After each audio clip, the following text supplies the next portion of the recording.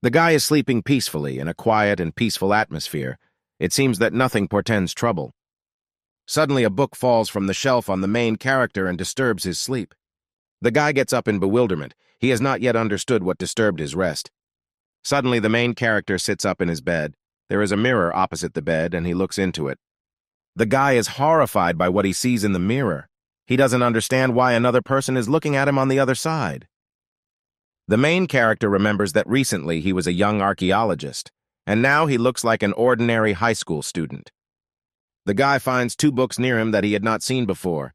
He wonders what they could be about because he has never seen such books before. The main character discovers another book. The main character decides to pick it up in order to take a better look at the book, but suddenly he gets an electric shock.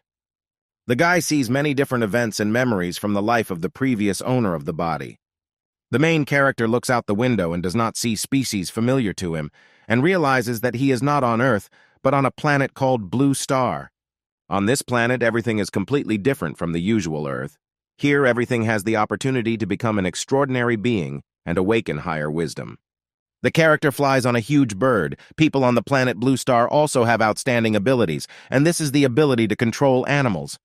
A man develops his brain through meditation, which will subsequently help him tame and control divine beasts.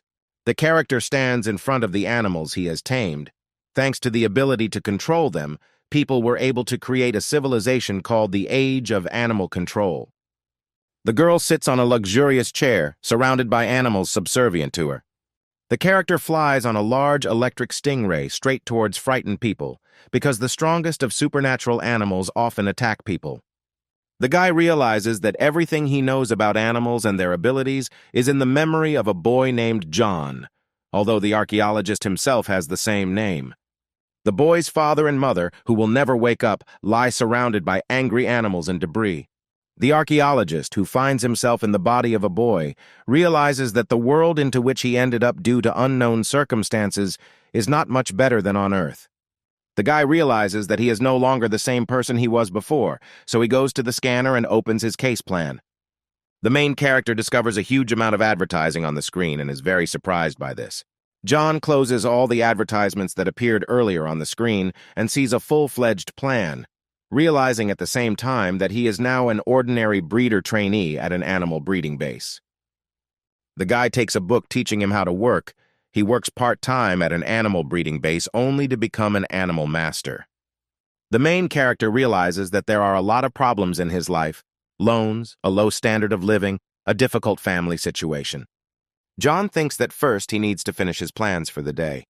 The guy remembers that snow wolves are gregarious and extremely dangerous carnivorous predators. He is not sure whether he can cope with feeding from alone. The main character is confident that this will not be a problem because he has an innate talent, telepathy. The boy stands surrounded by animals because he knows how to contact all creatures. This skill is useless in battle, but nevertheless very important. Since John has the ability to talk to animals, feeding the snow wolves will not be a problem for him. Suddenly, the guy touches the magic cube to try to get to know the system better. The main character finds himself in a space unknown to him and flies in the sky. Suddenly, the boy sees a book in this space and realizes that this is his second special skill. The talent reference book is now unlocked for John. The guy realizes that people can awaken certain talents when activating space, which are divided into strengthening and specialization in a ratio of 9:1. People with the enhancement type can enhance certain types of beasts. This is a typical example of combat talent. Specialization skills are much more complex and varied than enhancement skills. John's innate talent for telepathy is one of the most common specializations, although it is not particularly powerful, but you can easily find work with it. Now the main character gets another skill. He will be able to copy and record the abilities of supernatural beasts, and then the abilities included in this book can be taught to other animals. This does not apply to people. In order to successfully copy the abilities of animals, you need to meet certain conditions. See how the animal uses its abilities, physically touch it, and the gap between the first two conditions should not be more than an hour. There is also the ability to copy and accumulate skills. If the main character wants to teach certain skills to the beast, then depending on the level of skills, it is necessary to expend a certain physical strength during training. John needs to take into account that a certain animal by nature has a certain level compatible with one or another skill. The guy thinks the talent of recording and accumulating skills is something to be envied. John continues to read the book and learns that the power of a beastmaster depends not only on the abilities of the beast, but also on the development of talents and skills, the rarity of a particular skill, and progress. The main character closes the book and thinks that now with this book he can collect the rarest talents. The guy also thinks that 2 skills can only benefit him, although in the memory of the former owner there is no mention of 2 talents. John does not believe that if this happened, then it should be possible. Like someone who has found himself in another world, he is definitely not an ordinary person. The main character thinks that the previous John from this world had the skill of telepathy, and he has the talent of copying, and ultimately comes to the conclusion that this simply needs to be taken for granted as compensation for being in this world. Suddenly the ball awakens. The main character pays attention to it, but realizing that he is late for work, he leaves home. The guy drives a special work car in search of food to feed the snow wolves. John finds pieces of fresh meat and admires them, saying that these animals eat better than people. On the way to the wolves, the main character meets 3 more workers who ask him if he is going to go feed the snow wolves. They warn the guy that the animals are not very friendly and ask him to be careful. John's colleagues offer to help, but he refuses. The guy continues on his way, thinking that he has no memories of him. John reflects that most likely because of what the owner of the body had to go through, he likes loneliness and is not particularly sociable, which is why he was unable to make friends at work. The hero decides that first, he needs to get to know this world better and then begin to establish interpersonal relationships. In the meantime, he already arrives at the place. Unnoticed by the guy himself, the angry wolves have already paid attention to him and are preparing to attack. At some point, he turns around and notices that a flock of animals has already approached him, grinning and looking menacingly. The wolves tell John that he is late and they are hungry to death. Now the guy is in great danger. The guy is very afraid and already regrets that he came to this job. He hopes that the Wolf King will save him. And then the Wolf King appears out of nowhere, pushing the wolves from his pack in different directions, thereby saving the poor boy. The proud, stately, handsome Wolf King heads towards John. The king approaches the frightened and not understanding hero. He touches the guy's forehead with his nose. Suddenly, a directory appears, flying out of the guy's clothes. He doesn't understand why it appeared right now. It turns out that the Wolf King's skill, namely restraint, is now written down in his handbook, and now John will be able to teach it to any supernatural beast that has the makings of it. The main character is very happy that now he will be able to use this talent of the Wolf King. He is glad that he has the powerful gift of controlling animals. The Wolf King approaches the guy, and he, using his telepathy skill, understands what the wolf is telling him. John is glad that now he is not in danger because the mark of the King of Wolves is working, and the rest of the pack has become more obedient towards him. While petting one wolf from the pack, the hero realizes that he can now teach him the skill of restraint received from the King of Wolves. Now he can create a King of Wolves with his own hands. John realizes that if he acts rashly, problems could arise. The hero continues to work, although he is a little disappointed that he will not be able to copy the skills of other wolves, because they also have talents characteristic of their race. The guy drives home peacefully, thinking that having a top-level skill in his reference book is incredible luck.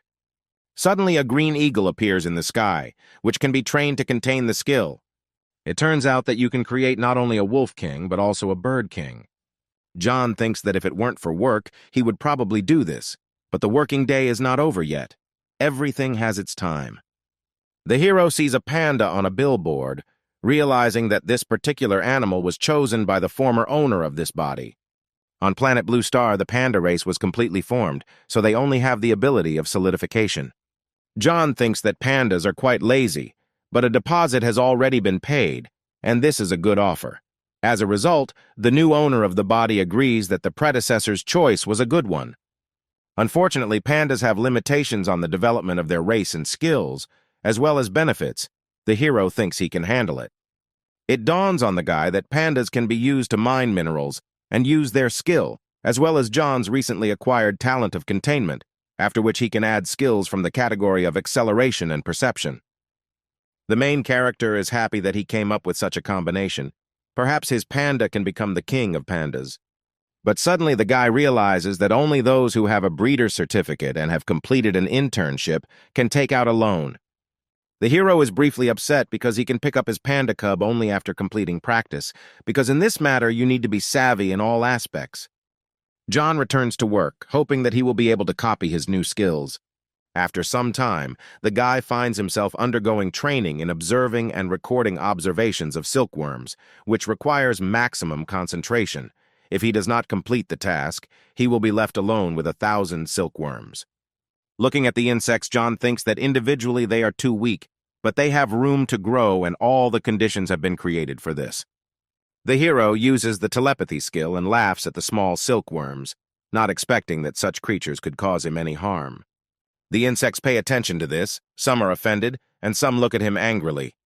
Suddenly they create projectiles of silk and spray them on the guy's face at incredible speed. The hero, in bewilderment, thinks that at least this is harmless to himself. While holding one of the silkworms on his finger, John learns that it can be taught the skill of restraint. The guy is very surprised by this, since he could not even think that silkworms could be compatible with this talent. A new skill called silk bindings is recorded in the book. John sees that this skill cannot be taught to anyone, is a little disappointed by this, but reassures himself that at least it is a skill. In the reference book, the hero learns that this skill can be retaught to a silkworm who has already mastered it. He also learns that repeating a skill increases his proficiency. The guy is worried and strongly doubts that he will be able to pull this off next to a bunch of people. Returning home, John sits down at his laptop and begins to study the types and abilities of the animals raised at the animal breeding base. Unfortunately, no animal has the skills it needs. The hero believes that the awakened skills of the animals raised here are of too low a level and are not worth copying.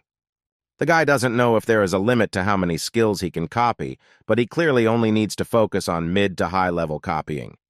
Suddenly, it dawns on the guy that at the base you can find not only animals, but also many animal masters. Full of confidence, John begins to look for the information he needs. The hero goes outside in search of the healing skill he needs. The guy feigns pain, tells the doctor that he sprained his wrist, pretending to be sick. The hero approaches the doctor, who thinks that this trainee has barely graduated from school, because they are usually the ones who are most often injured. The girl calms John down and says that she will cure everything now.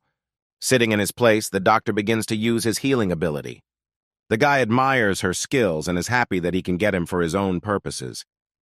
The doctor says that everything will be ready very soon, asks not to worry, and guarantees that the pain will go away. The main character gains a new skill called fast healing. The girl tells John that now everything should be in order and reports that the dandelions informed her about the insignificance of this injury. The guy says that next time he will be more careful. The hero thinks that by coming to the doctor under the pretext of an injury in order to copy her abilities, he actually wasted her time. He decides that tomorrow he will buy some treats that plant pets like and thank them. Already at home, the guy examines his hand and reflects that despite the minor injury, the girl still used the power of her pet because this is an opportunity to improve the skill of the skill. To improve your skill, you can also use John's reference book. This ability can be considered an alternative method of accelerating training for pets. The main character lies in his bed, thinking that the doctor is a trainee master, and when his abilities reach a certain level, then he can take part in certification, according to the results of which he can raise his rank to a professional beast master. John doesn't know how long it will take him with 2 skills to become a professional beast master. 3 months later, the limit of abilities recorded in the reference book was exhausted, and the guy is glad that he did not rush and copy low-level skills. The hero finds the skill of foresight from the highest-ranking birds that patrol the territory in the skies above the base. The next skill, called Absolute Sleep, was obtained from one animal of the breeder from the base, the sleep demon. This ability helps the beast enter a deep sleep phase. The ability is considered restorative. John believes that these 2 skills will save you mountains of gold in the future. The guy sits in his room, hoping that the panda can understand him, because now they are too weak. He, of course, assumed that copying skills has its limit, but 5 is very little. The main character again finds himself in an empty space, where he discovered his second skill, suggesting that adding pages may depend on new specific abilities. You need to increase the level of the Beastmaster. A beast master can increase his level through meditative practices. He needs to continuously strengthen, change, and expand the beast management space. The more stable the beast management space, the more possible it becomes to hire higher-ranking beasts. The better the internal atmosphere of the space, the faster the development of the beast, the larger the scale of the space, the more animals can be concluded with a contract. Each beast lord himself decides in which direction to move. John has a goal to become a professional beastmaster within a year. The main character goes by bus to the panda breeding base. The country in which the guy is now is one of the most ancient states and is often called the brilliant or dazzling East. The bus continues its journey through beautiful scenery. This city is of the second rank. Pandas are a common pet not only in this city but throughout China. Now that John has arrived at the panda breeding base, he will be able to pick up the animal he had reserved in advance. He runs towards his pet. The hero has been waiting for this for so long and preparing for this meeting. Tired, John breathes heavily and complains that the stairs were very long. He says that he does not find it surprising why there are so few people here. Suddenly, something interrupts his thoughts, and the hero looks up at something standing in front of him. This is a huge panda. Apparently, the guy didn't expect to see this at all. The beast is so huge that it could easily crush a guy so small in comparison with him. The panda approaches John and, rubbing his hands, greets him. The animal tells the hero that he is an employee of this base. Panda asks John not to worry because it's just a suit, but the guy doesn't understand how he can wear a suit in such heat. The man in the suit explains that this is necessary in order to better understand and feel the mood of the pandas, because if you want to raise a strong panda, you must fully understand it. This is the basic skill of any breeder. Panda Man praises John for understanding him, and he in turn finally manages to hear a woman's voice under the suit. The hero reports that he is still only a beginner, and he is far from being the teacher Nicholas. A girl in a suit hugs a guy and says that this method is available to everyone and also offers to buy 2 suits at a good discount. It turns out that he is a teacher and calls his new beast. Panda offers to go inside to quickly pick up a new animal for John from the base. Apparently inside, the girl can finally relax and take a little break from her costume. A long-haired girl in a cute sweater with a panda appears in front of the guy. John thinks that she probably loves pandas too much and hopes that the girl won't sell him this sweater too. The guys reach the reception, where the girl informs the hero that all the materials are located right here. The panda lover tells the guy that today you can get a panda, which he is certainly very happy about. He asks if he can go and choose it. The girl reports that the guy came too late and there is only one panda left. The panda is a little problematic and the hero thinks he has been left in the cold. The guys walk through the panda breeding base, watching the beautiful views. On the way, they meet many calmly resting and relaxing pandas. John is touched by this and thinks that they are really very passive, as he imagined. The girl interrupts the hero's thoughts and says that the adults are very calm this season, but the little ones are a little more lively. The guy looks with delight at the little panda he meets on the way. She looks at the guys with disbelief, not yet understanding what awaits her. The guys go down the stairs closer to the panda. At the same time, the hero says that the panda looks pretty normal. Unexpectedly for everyone, the animal hits the tree with its head, and then the guy takes his words back. The little panda does a somersault and lands on the ground. The girl tells John that the birth of this creature was not easy, therefore it is physically weaker than others. It has not yet managed to awaken its abilities. The later an animal awakens its power, the less inclined it is to master any skill. It is not particularly talented, so it kept itself apart from the rest. All these factors influence the formation of his temperament. The girl explains that pandas are generally not very conflicted. What he did now, namely hitting his head on a tree, is training physical strength. This panda is very disciplined and constantly trains to awaken his strength as soon as possible. This is a special case, because the panda has a dream and is not lazy. The guy admires the beast, says that he is very hardworking and purposeful, although he does not have any talents. The girl tries to calm John down, saying that the panda is just developing slower than the others, and you can work with him. A panda lover says that such a diligent animal of this species is very rare. The attendant also says that this panda has a very poor sleep pattern and does not eat well. In order to start training, you must first correct this. No matter what, John agrees to take the animal with him. He believes that diligence and character are what is needed, because he does not want a passive animal who will only eat and sleep. The girl clarifies whether he is sure, because talent is very important for beast lords.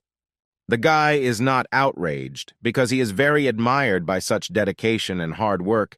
He thinks that they can become friends, after which he asks if there will be a discount. The girl explains that they treat all their caretakers equally, so there will be no discount, but on top of that, she will give the hero a month's supply of bamboo. The guy is very happy about this news and thanks her. The girl approaches the panda, talking about him being taken away, and asks if he is happy. With the help of his telepathy talent, John understands that the panda is saying that he will never become a slave, and that he himself will become stronger. She shouts that pandas are not afraid of anything and they do not need overlords. The girl calmly takes the animal in her arms, and the guy, looking from the side, understands that it definitely has character. The panda lover talks to the beast, explaining that if he tries to escape, he will have nothing to eat, and the master of the beasts will help him become stronger, and the issue with the unawakened power will be resolved. She also says that living conditions are more comfortable there. There is a lot of tasty food, everything for a happy life. The panda agrees to this, telling the guy that he has no shelter and food. John looks at his new beast and thinks that he will definitely provide it with this, but when the money appears, the panda rejoices at this and tells the main character that pandas will never be slaves unless they provide housing and food. The girl is glad that everything is fine and the panda is in good hands. John looks at his beast and thinks that once he becomes a great master of beasts, he will have everything he wants. The panda looks at the guy friendly. The hero must be sure that his animal will also work hard.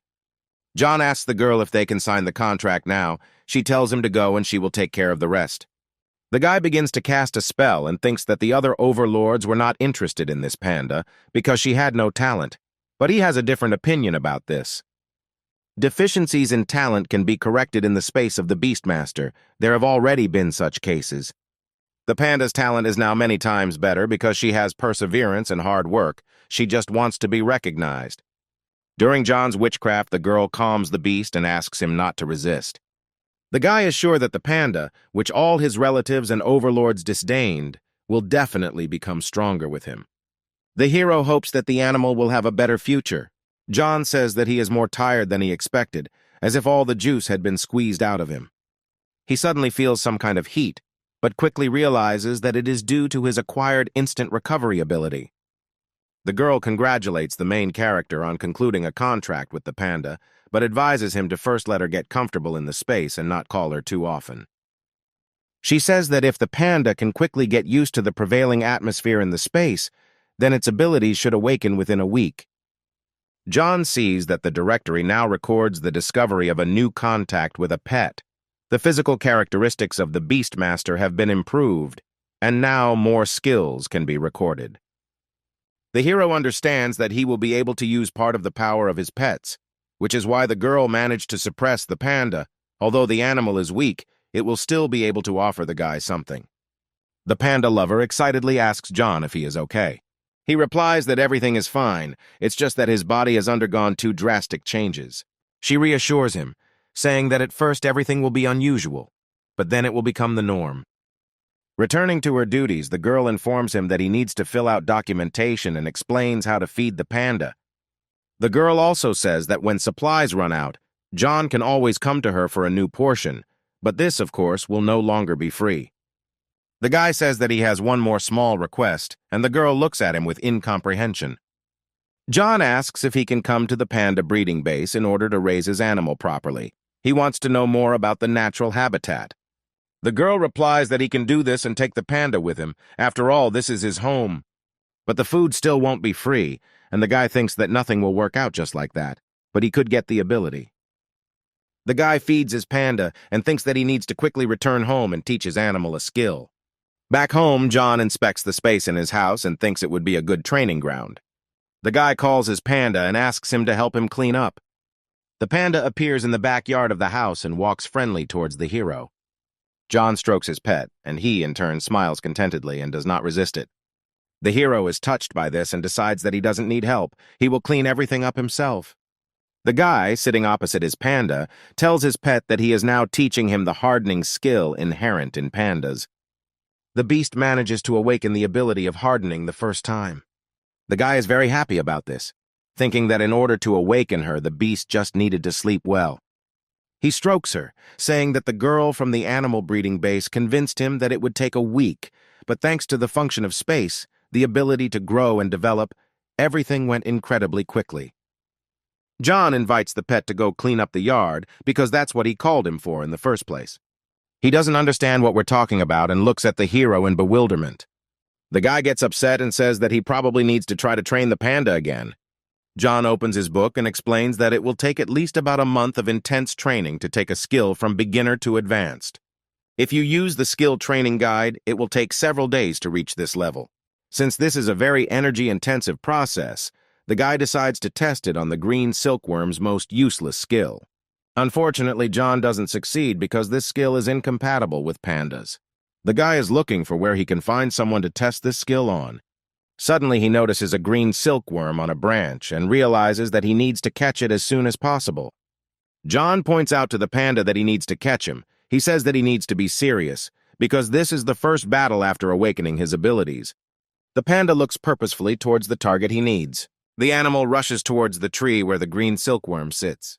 It quickly gets to its target, confident in its movements and actions. The panda swings and takes away the green silkworm sitting calmly on a branch. John is happy that his pet succeeded and praises him. The beast releases the silkworm from its clutches onto the ground, and he and John stand ominously over the small insect. The guy only has one chance to teach him a new skill. He can't miss out on such a great example. The hero pounces on the silkworm and covers it with his hands, fearing that it will run away, and the panda sits on the ground and looks at the guy's actions in bewilderment. John is holding a small insect in his hands, and his pet is standing behind him and watching with interest what is happening. The silkworm shoots a stream of silk at the guy to protect himself from the attack. It's not so easy to escape from the guy because he spent 3 months on an internship and knows how to catch silkworms best of all. John talks to the insect and asks him to be calm, threatening that he will feed it to the panda. The animal is drooling. He hopes that it is edible because everything he loves in life is there. The hero sees that the silkworm can be taught a skill, thereby raising its performance. And then, the guy opens the manual and begins to teach the silkworm the necessary skills in order to see what happens. During the process of magic, the insect with all its appearance asks for help. It was not ready for this. John sees that the silkworm is exhausted by all this. The panda does not understand what is happening and stands with his mouth open. Suddenly, the guy feels tired and hungry. Despite his condition, he discovers something that catches his attention. The silkworm has another pattern on its back. The hero still doesn't know if everything went well. At this moment, the experience of using the multiplication skill in the silkworm's mind, he immediately felt stronger. Suddenly, the insect jumps out of John's hands, but he does not have time to react. The silkworm attacks, wrapping the tenacious material tightly around his arms. John notices that the silk threads are much stronger and stronger than last time. The main character breaks the threads with his hands. The silkworm cannot inflict enough damage on John due to the difference in size and strength. The guy approaches the insect and tries to calm it down, saying that everything is fine. He doesn't know whether it is possible to say that his skill has increased to the level of a trained one. John thinks that the quality of the threads of this silkworm is the same as the quality of the threads of the silkworms raised in the base and fed on spiritual herbs. Perhaps the cultivation rank is different, but the skill level is definitely high. In addition to developing the skill level, it is necessary to increase the development rank. Perhaps the green silkworms have a deeper understanding of racial skills, which leads to an increase in their strength and the second awakening of the skill. When John teaches skills, he gives away some of the power, however. The guy is glad that the experiment was a success, as a result of which the consumption of physical energy is acceptable. Opening his reference book, the hero realizes that next time he will be able to train the animal only after 8 hours. This is quite normal because if he abuses animal skill training, then his body will be exhausted. If he wants to use the capabilities of this reference book, then he needs to become stronger. John examines the silkworm in the cage and continues to think about what he learned today.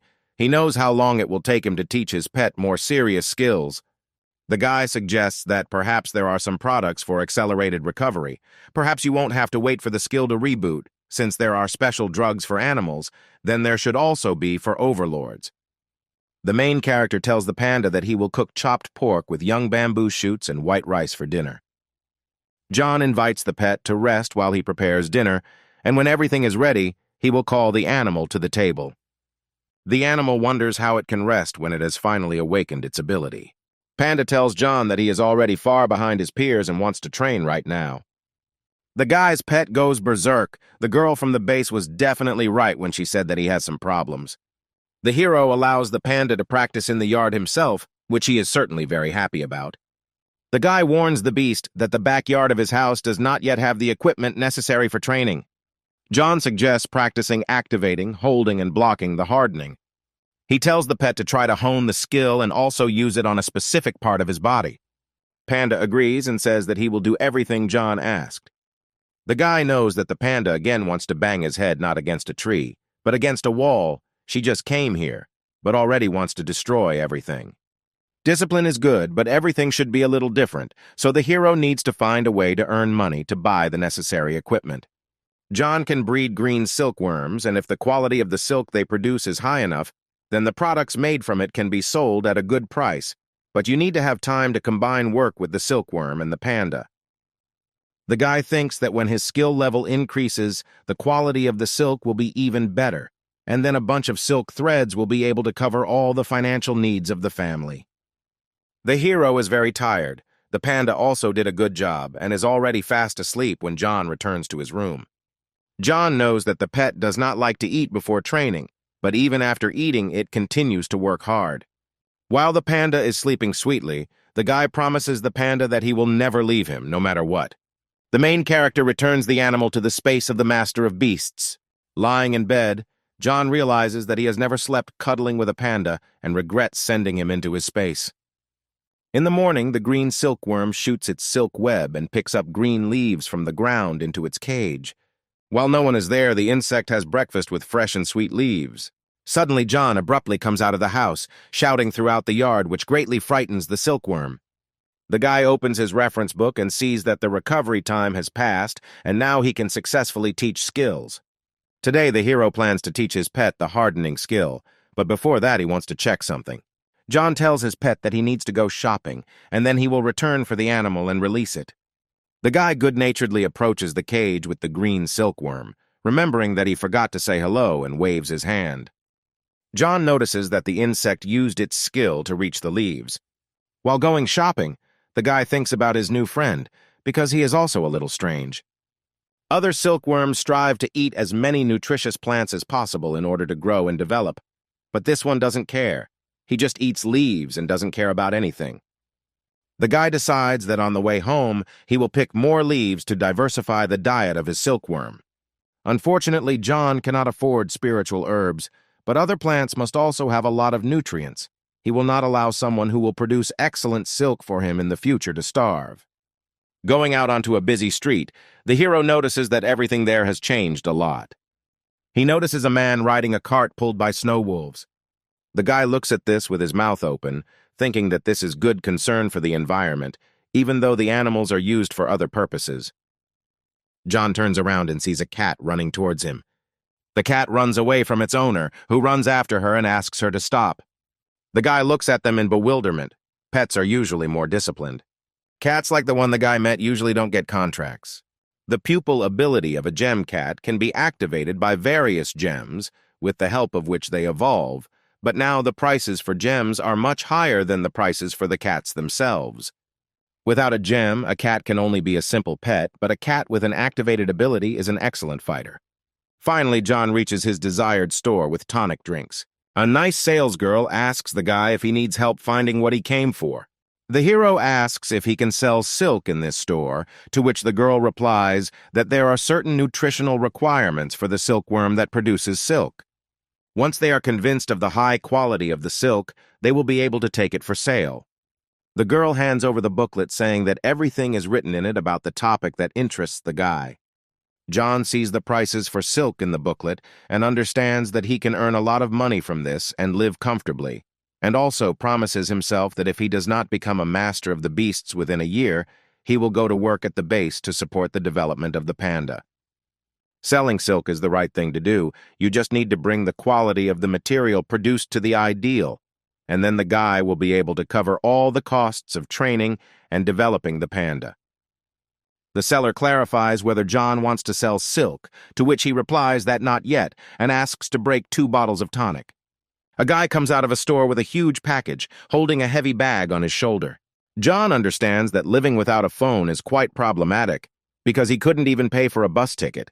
He decides that as soon as he has money, he will definitely buy himself a phone. Arriving home, the guy puts all his purchases on the table. The first thing he bought were capsules of the spirits of light. They are made from different varieties of plants that are beneficial to living beings. These capsules eliminate fatigue and strengthen the body. They allow a person to bounce back and feel invigorated. They are said to be quite effective. Many beast masters like to use them after a battle. John cannot afford to eat these capsules like candy, but with this drug he will be able to minimize the stress on his body when training animals. The guy waves his hands and calls his pet for training. The panda appears in front of the guy. She looks much more cheerful than the last time they saw each other. The pet is motivated to exercise, he wants to go to training, and the training will last 6 hours. John stops the panda and reminds him that there must be a balance between work and rest. The beast absorbs a lot of energy from the master's space. Most of it is John's energy. The guy reasons that he needs to think about improving the space, but on the other hand, he should use the directory. John restores his strength with the help of absolute sleep, which he will teach the panda now, but for now he suggests practicing the hardening skill. The main character touches the panda's head and calls for a reference book in order to begin training. The green silkworm looks at all this from the outside. He does not understand what will happen now. The guy is very exhausted when training his pet. It is much more difficult for him than training a silkworm. John thought he was going to faint from fatigue, but he has a tonic he bought this morning. He drinks 1 capsule and immediately feels relief. He feels much better than before. The hero pays attention to the panda and looks in his direction with a little fear. The animal glows and smiles at the guy. Confidence is visible in his eyes. Suddenly, the panda raises his fist up and uses the solidification ability in his paw. Suddenly, she swings with all her might and smashes the asphalt into crumbs. John is shocked by what he sees. He does not understand how this happened and why the panda did it. The beast himself was very surprised by his abilities. He suddenly became very strong. The hero explains to his pet that his hardening skill is at the level of a trained one, and that after this, the strength will double. Panda is very happy about this because at the base he could not achieve such results even with hard training. John asks his pet if he still wants to start training. The beast says that he did nothing to improve his abilities. This is contrary to nature. The suddenly increased level of skill makes him feel obligated and dissatisfied with himself. Then the guy tells the panda to return all his abilities because all this is thanks to his energy. The animal resists this and refuses, offering to leave everything as it is. Even if this level of skill is not the merit of the beast, he knows how to compensate for it. As punishment, the panda offers to train for 24 hours and not sleep at night, and John does not understand how he can be so disciplined. The guy agrees to a 24-hour training. He says that this is not just training, but training to death. The panda is training hard while the hero sits on the porch of the house and thinks, holding a reference book in his hands. Although the stamina consumption is approximately the same, the recovery time this time is much longer, namely a day. The pet's skill has reached a trained level. It has become much more resilient and has better control over what is happening. The panda can now activate the hardening ability for half a minute, and the skill's cancel speed has also increased. Now the main thing is to increase the speed of using the skill and at the same time, learn to harden a specific part of the body. If the panda masters this, then in battle he will have both offensive weapons and defense. While the animal is training, John thinks that this house and site are too fragile and will not withstand such an onslaught. For further hardening training, special equipment is required. The guy believes that the panda is really training hard, and the energy consumption in the Beastmaster space has also increased. Strength determines control over the beast in the master's space. This is important for those Beastmasters who raise wild, strong beasts. Volume, namely how many pets an overlord can enter into a contract with, is an important point for those overlords who prefer fighting in groups. The environment determines the efficiency of nutrition, growth, and development of combat skills. The better the environment, the faster the pet grows. The hero walks down the street and continues to think about space. The environment is most important to him. John concludes that creating a favorable environment for the panda to grow and develop is a priority. When absolute sleep appears in the guy's space, the panda will be able to train as much as he wants without putting stress on his body. Then all he can do is eat well. The hero continues on his way. He is worried that he will not have enough money to buy food for the panda. He is sure that it is worth it for his little panda to grow and develop. John sits on the floor and casts a spell, holding a glass in his hands. The transformation of space is almost complete. After the transformation is completed, the panda will live in a renovated house. The pet is still as productive and disciplined as always. Tomorrow, John plans to train on the intensity of hardening. The next day in the morning, someone knocks on the door of the house, and the main character runs to the door. It turned out that it was a courier who brought steel plates. The guy sees off the couriers and loaders, waving his hand at them. John calls the panda to test the new steel plates. John feels something strange. Before, when he summoned his pet, this did not happen. The panda appears in front of him wearing a red scarf around his neck. This is the fourth awakening transformation. The guy smiles and looks at his beast happily. Improving the environment was a good idea. Now she is one step closer to becoming a professional beast master. The main character is happy about what happened and promises to give the panda a good festive dinner. John tells his pet that he bought new equipment for their training, because during their training the panda cannot break everything around him that he wants. Suddenly the animal turns around and the guy asks if he wants John to hit him with something harder. The hero shows the panda the plates he bought and says that now the panda can fight about them as much as he wants, because he does not allow the yard to be destroyed.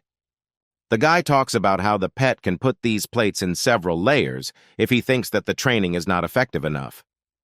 John also talks about how the planet can also help with gravity, so the panda can jump from a tree. The main character points his finger at the roof of the house and says that this could be an alternative to wood. The guy hits his palm with his fist and says that the panda needs to use the hardening skill and jump.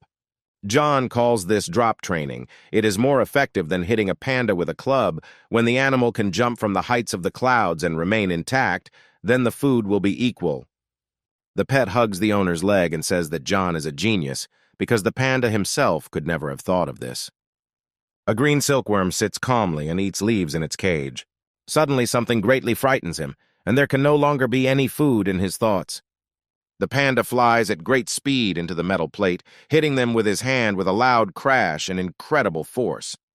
The slab breaks in half, and the beast stands as if nothing had happened. He is very pleased with himself. At some point, the panda notices a scratch on his paw. This should not have happened. The animal uses the speed healing skill, and now everything becomes as before. The panda takes another metal plate and continues his training. John sits inside the house and listens to the rumble coming from the yard. The panda's tempering skill has already reached the expert level. The guy thinks these platinums are a great help in hardening training. It is also a great food for pandas as they are able to digest iron. The silkworm's skills have also increased greatly. The strength of its threads can be compared to the strength of fishing line. The green silkworm is happy with its life. Its improvement has a great future.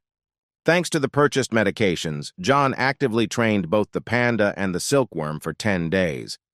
Every time after using the reference book, the hero feels tired, but as soon as he refreshes himself, he feels better. Fatigue is very similar to fatigue after physical activity. The pet has awakened 5 times and can now temper any part of the body at will. The silkworm reached the trained level and awakened 4 times. John decided it was time to evaluate the results. The guy runs out of the house and shouts to the panda to finish training, eat well after lunch, and rest, because they are going to fight for real. The panda bends part of the slab he broke. He cannot believe that the time has come for a real battle. For a pet to grow and develop, certain conditions are necessary, namely nutrition, training, and battles. For John and the beast, what is important now is not deadly training, but a battle with an equal opponent with certain rules and in a good place. The guy and the panda will not be able to go to establishments that do not inspire confidence and where animals can be harmed. With the directory, there is an excellent opportunity to constantly develop. To become a professional beast master, in addition to the general and practical certification, you must also pass the field survival exam. Previously, John did not particularly care about this, but now he needs experience in this area. The guy decides to take part in competitions organized by the Association of Beastmasters. It is better to turn to professionals. The hero enters a huge room. He approaches the information desk and asks to explain to him how battles work. The girl begins to tell that their arena provides platforms for battles. You can choose either a specific battle, which involves a battle agreed upon with your opponent. In order to take part in a random battle, you must provide basic information, and then the organization will randomly select an opponent. Opponents in random battles are matched to the pet's level. After everything has been said, the girl says the amount needed to pay for the person, which the guy is very surprised by. John is indignant because it is very expensive, and he himself could eat for 3 days with this money.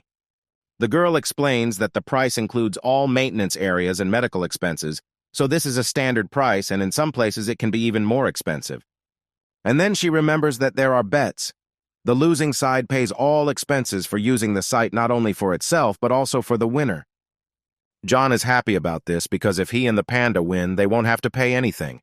The guy quickly selects the level he needs and places a bet. The hero is confident that even if the enemy is a top-level beast, they will not lose. The girl pushes a piece of paper with a pen towards the guy and asks him to fill out the form.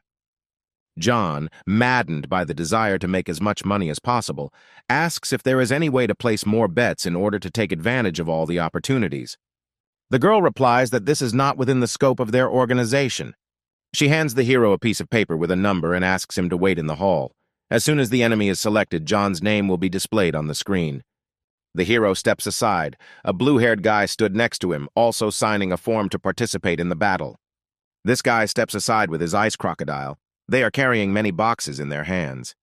He believes that his classmates are too weak to even slightly doubt the outcome of the battle. The guy says that he is the best and will never lose. After some time, John is called to the battleground at number 11. The blue-haired guy is also called to the site under the same number. John approaches the desired site. It seems to him that this will be a home game. He stands at the entrance, thinking that the pet number is the same as the site number, so the game should be simple. A blue-haired guy appears behind the main character, heading to the battle. They look at each other and each one asks in his head whether he is my opponent. The site is ready. The stands are full of people. Everyone is waiting for the battle to begin. A man in a yellow cap comes out onto the site and announces that he is the manager and judge of this fight. 2 guys stand opposite each other, looking at their opponent in disbelief when the judge says they have no more than an hour to fight. The guy in the yellow cap says that the opponents can start fighting at any time. The rivals are ready to start the battle right now. John begins to cast magic. He is confident in his actions and does not want to lose.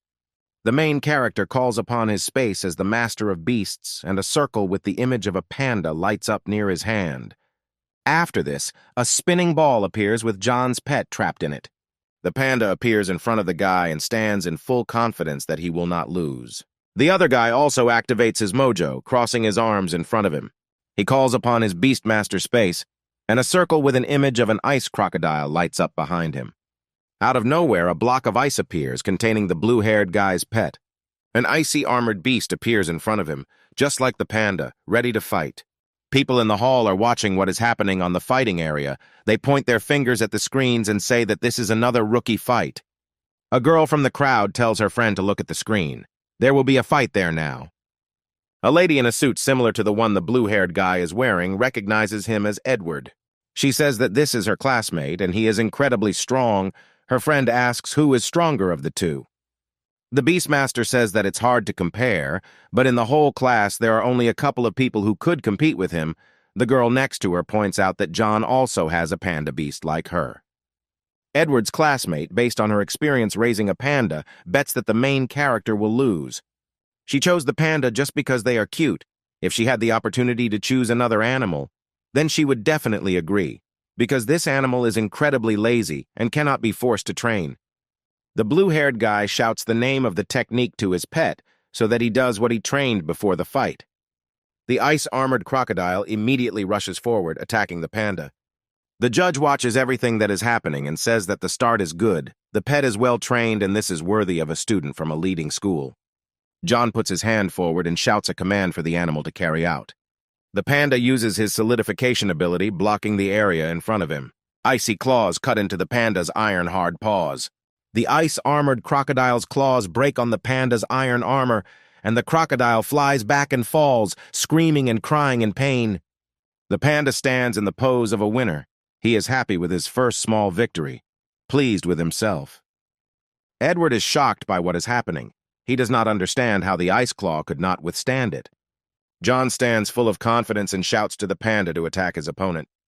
The panda immediately jumps up and flies towards the ice-armored beast. Edward panics and shouts to his pet to quickly use the ice armor. The ice-armored beast immediately uses its skill to quickly defend itself from the panda's attack. John's beast's iron hand slams into the ice armor, striking hard with incredible force. The ice beast's armor breaks into small pieces, and the crocodile is horrified by this. Edward's animal flies away under the pressure of the imperturbable panda. An ice-armored crocodile flies into the wall. Its owner stands in shock at what is happening. Edward doesn't understand how this could happen, how his pet could lose. John is happy about the victory and thinks that if he had known that the panda would perform so well, he would not have fed him to boost his morale. He did not expect that the battle would end so quickly. In order to really evaluate the fighting forces, he needed to find a more capable opponent. The judge doesn't believe in the panda's strength and his hardening skill because it's just a small level 5 animal. The girl, looking at the battle from the side, also cannot believe her eyes. It turns out that pandas are capable of mastering the skill at such a high level. A classmate thinks that John is very talented. She doubts that he is a beginner. She hopes that her classmate can handle defeat with dignity. Edward is very worried about losing and now thinks that he belongs at school. The panda happily waves and smiles at everyone and says to himself that none of those present got up at 4 in the morning to beat steel plates. The judge waves his hand and says that the ice beast is no longer able to fight, so John is declared the winner. The hero sends his pet into the space of the beast lords. Edward asks the winner if he is a student at the school to make sure his opponent was just lucky. John replies that he graduated from university and practiced raising animals at the base. The level of education in the suburbs where the protagonist studied is not as high as in the city, but nevertheless John defeats him, and Edward cannot understand this. The blue-haired guy thinks that his opponent is the most outstanding beastmaster he has seen, so he needs to try his best. Edward does not understand why John has already graduated, because there is still a whole month before his graduation. The judge tells him that such conditions are for graduates of combat specialties. For everyone else, this happens earlier. At this moment, the guy understands that his opponent is not even a graduate of the combat specialty. The judge asks if his pet needs medical attention and asks him to pay double the loss fee. John is quarreling with the girl at the reception. He wants to choose an opponent of a higher level. The girl explains that not everyone wants to fight an opponent below their level. She offers to provide the arena if the hero has a friend who will be willing to fight him. John has no friends at all, not to mention that anyone else would want to fight him. He says that he is going to the association and says goodbye to the girl at the reception. The Association of Beastmasters can give and pay for tasks, carefully selecting tasks for trainees. They are aimed at earning experience. Money is not a priority for John now. The main thing is to find a suitable opponent for training. If this is not found, you can look for other buildings that are suitable for training. Given the condition of the panda, the space for improving skills cannot be limited only to the house. The main character thinks that if you do the same thing every day, you can go crazy. After the battle, it was clear how happy the pet was, so his owner just had to find new training for him. John finds a mission to catch stray cats. They have created a large gang of thieves. If we take into account the fact that supernatural beings have intelligence, then the groups are quite real, but it is not clear what they are stealing. The guy understands that this task is not suitable for his pet, so he continues his search. There are a lot of tasks, but none of them are suitable for a panda. All missions are placed by people who want to hire beastmasters for a low price for some unnecessary work. The task of catching locusts seems suitable to John. The time of this mission is not limited. They probably need constant supplies. But when faced with a fast and dexterous opponent, the panda's speed may not be enough, in which case the owner should teach him the skill of supervision. The enormous strength of the Iron Eater combined with supervision will be a huge plus. Combat effectiveness should increase. John finds a mission to catch mice, but its combat power is very small, so even a man can cope with it. The main problem is that they reproduce, move, and associate quickly, so it is difficult to determine how dangerous they are. This is also a long-term mission, which is issued to several Beastmasters at once. It can be used to train reflexes. The panda's speed should increase. John decides to postpone hardening training for now. Unexpectedly, he notices Edward, with whom he had recently fought. The hero waves happily at him and asks if his ice beast has recovered. The guy is very worried and tells John that everything is fine, to which he asks if Edward also came to this place for errands. The blue-haired guy confirms the hero's guesses by asking what task John took on, suggesting that most likely it is some kind of highly paid task. John shows his task, and Edward is very surprised by this and asks if the hero is going alone. The blue-haired guy explains that for this mission, it would be better to form a team because these animals are very cunning, so it will be much easier to work as a team. Edward very persistently offers to join John's team. The main character tries to get out of it, saying that it makes no difference if he joins, but the blue-haired guy finds a way out of this situation and offers to call 2 more people for this mission. John agrees to help the enemy he defeated because if the rats unite, then this task will not be easy for him. Edward says he will contact 2 of his classmates tonight and then they will have a team of 4. It turns out that the blue-haired guy wants to get closer to John in order to learn more about his training and understand how he managed to turn a lazy panda into a real fighter. The main character comes to the tonic drink store again. The saleswoman thinks that this guy comes for the 3rd time in 2 weeks. John says that there is more and more training and fighting, and he has had poor health since childhood. The salesgirl puts on the table the supplements that the guy usually buys. John and the panda eat with pleasure. The guy eats the food he prepared, and his pet eats sweet bamboo. Suddenly, the guy turns and asks the beast to come. He wants to teach him a new skill. Panda is upset about this because he believes that strength depends only on his efforts. For some reason, he cannot utter a word. The guy teaches the panda the skill of ultravision. The sharpness of the eye will increase several times, and he will be able to see even at night. The panda will be able to activate it by spending spiritual power. The beast rubs his eyes with a smile on his face, and John is very tired from training the panda. The panda curiously leaves the house to test his new skill. The beast sees everything very clearly in the dark, just like during the day, which he is very happy about. Now it will be much more convenient for the panda to train at night. He will be able to compensate for the lack of diligence in training during the day. It now takes 48 hours to restore spiritual strength. John hopes that the pet will not break the steel tile tonight, because he needs a good night's sleep. Edward sits in his room and drinks tea while writing in the group chat with an offer to go catch mice with him. Suddenly, his classmate writes to the guy, saying that she recently saw him in the arena, where he lost. Edward spits out his tea in surprise. The blue-haired guy is very worried because now all his classmates will know about his loss to the first person he meets. When meeting, Edward asks the main character if he got enough sleep because he saw that he was yawning. John asks where his friends are, to which the blue-haired guy says that they will probably come up soon. Suddenly, Edward's classmate and her friend appear in front of them. They greet the guys. The guy introduces the girls. This is Kate, his classmate, and this is her friend, the mistress of the animals of their experimental school, Mary. John smiles at the girls, waves, and says hello to them. The girls greet him in unison and call him an expert, and he in turn does not understand why they called him that. In John's ear, the blue-haired guy explains that yesterday they passed by the arena and saw their battle. Edward invites everyone to introduce themselves and starts first. His pet is an ice-shelled beast of the 6th level. It can make a roar that breaks ice and has ice armor. Kate continues. Her pet is a level 6 panda that has an entry-level hardening skill. Mary also talks about herself.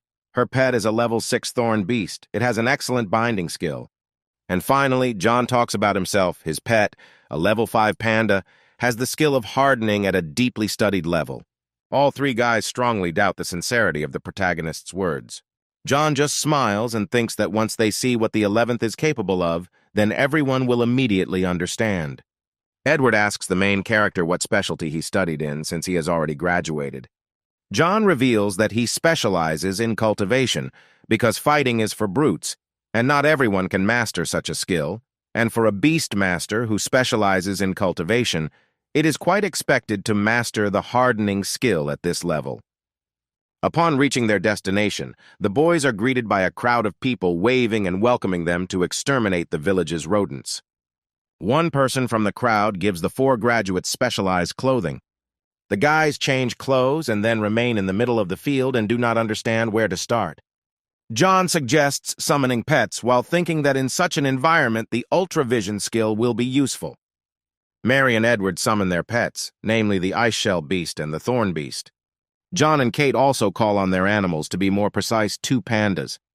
Panda Kate is many times larger than 11. She looks at him with interest. Kate asks the main character if he also uses steel bamboo as the basis for his panda's food, because his panda looks beautiful. Both in color and in body, it is clear that she is absolutely healthy. The pink-haired girl reveals that there is a bamboo martial arts palace where panda beastmasters are trained. The palace manager is a top-level beastmaster, and his panda also has the power of lightning and flame. Kate says that she considered John to be a student of this center because his panda had achieved a high level of solidification, which is given to few. The girl's panda with pink hair falls asleep while the guys talk about the owner of the panda breeding center. 11th interrupts the guys, shouting that he found a mouse. John and his pet simultaneously point to the exact location of the target. Edward looks in that direction with the help of a special device and says that, judging by the size of the mouse, it is on the 4th level, and it is also completely alone, so it must be destroyed before it discovers the guys and runs away. Mary says that mice have good vigilance, so if other pets get close to the mouse, she will see them. So she tells her animal to get closer to the target. Maybe he can wrap himself around her body. The thorn beast goes to the mouse, which immediately stops eating and pays attention to it. Mary's pet tries to catch the target, but she does not give in and tries with all her might to escape from the tenacious clutches of the beast. An icy armored crocodile stands in the way of the mouse, blocking its path. The red rat jumps high and flies over the ice crocodile, continuing its escape. Further on her way, she encounters something new, which makes her very afraid. It turns out that this is John's panda. He uses the hardening skill and tramples the poor mouse into the ground with all his might. At this moment, Mary's pet grabs the rat so that it cannot escape anywhere.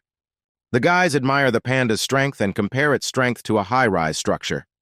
The graduates bring a rat to the main person at this event. He, in response, asks to catch a flock of rats. Since they managed to catch one, Mary praises John, because if not for him, the target would definitely have been able to escape. John invites the guys to split up because he needs to catch as many mice as possible to earn money. Edward agrees, because this way they can increase the rate of destruction of rats. They agree to meet at noon at the same place. The blue-haired guy clarifies that if someone meets one mouse, then you can deal with it as you wish, and if there is a flock, then the guys will call the rest, because it's more efficient to work this way. Mary challenges her friend to catch more mice than the others, but Kate replies that her panda probably won't be able to catch that many mice. The girl with pink hair thinks that Jonah the panda and her pet are completely different animals. The main character tells his animal that their goal is to catch 20 mice before lunch, but the panda is very self-confident and wants to catch 200. John says that he doesn't care how many they catch. The main thing is that the 11th does not spoil the crops and fruit trees. If a panda breaks something, not only will they not be paid, but they will be forced to pay compensation, and then they will have to cut costs on feeding the animal. John asks not to use panda hardening, because the main thing today is to train speed and reactions. 11 immediately gets to work, quickly collecting mouse after mouse. The main person at the site is surprised at such abilities. He can't even believe that this is really a panda. The panda is indignant that the owner did not teach her the skill of invisibility, so he could catch mice much faster. The man, who is writing down how many rats he has caught, asks him to catch them more slowly, so he does not have time to write down.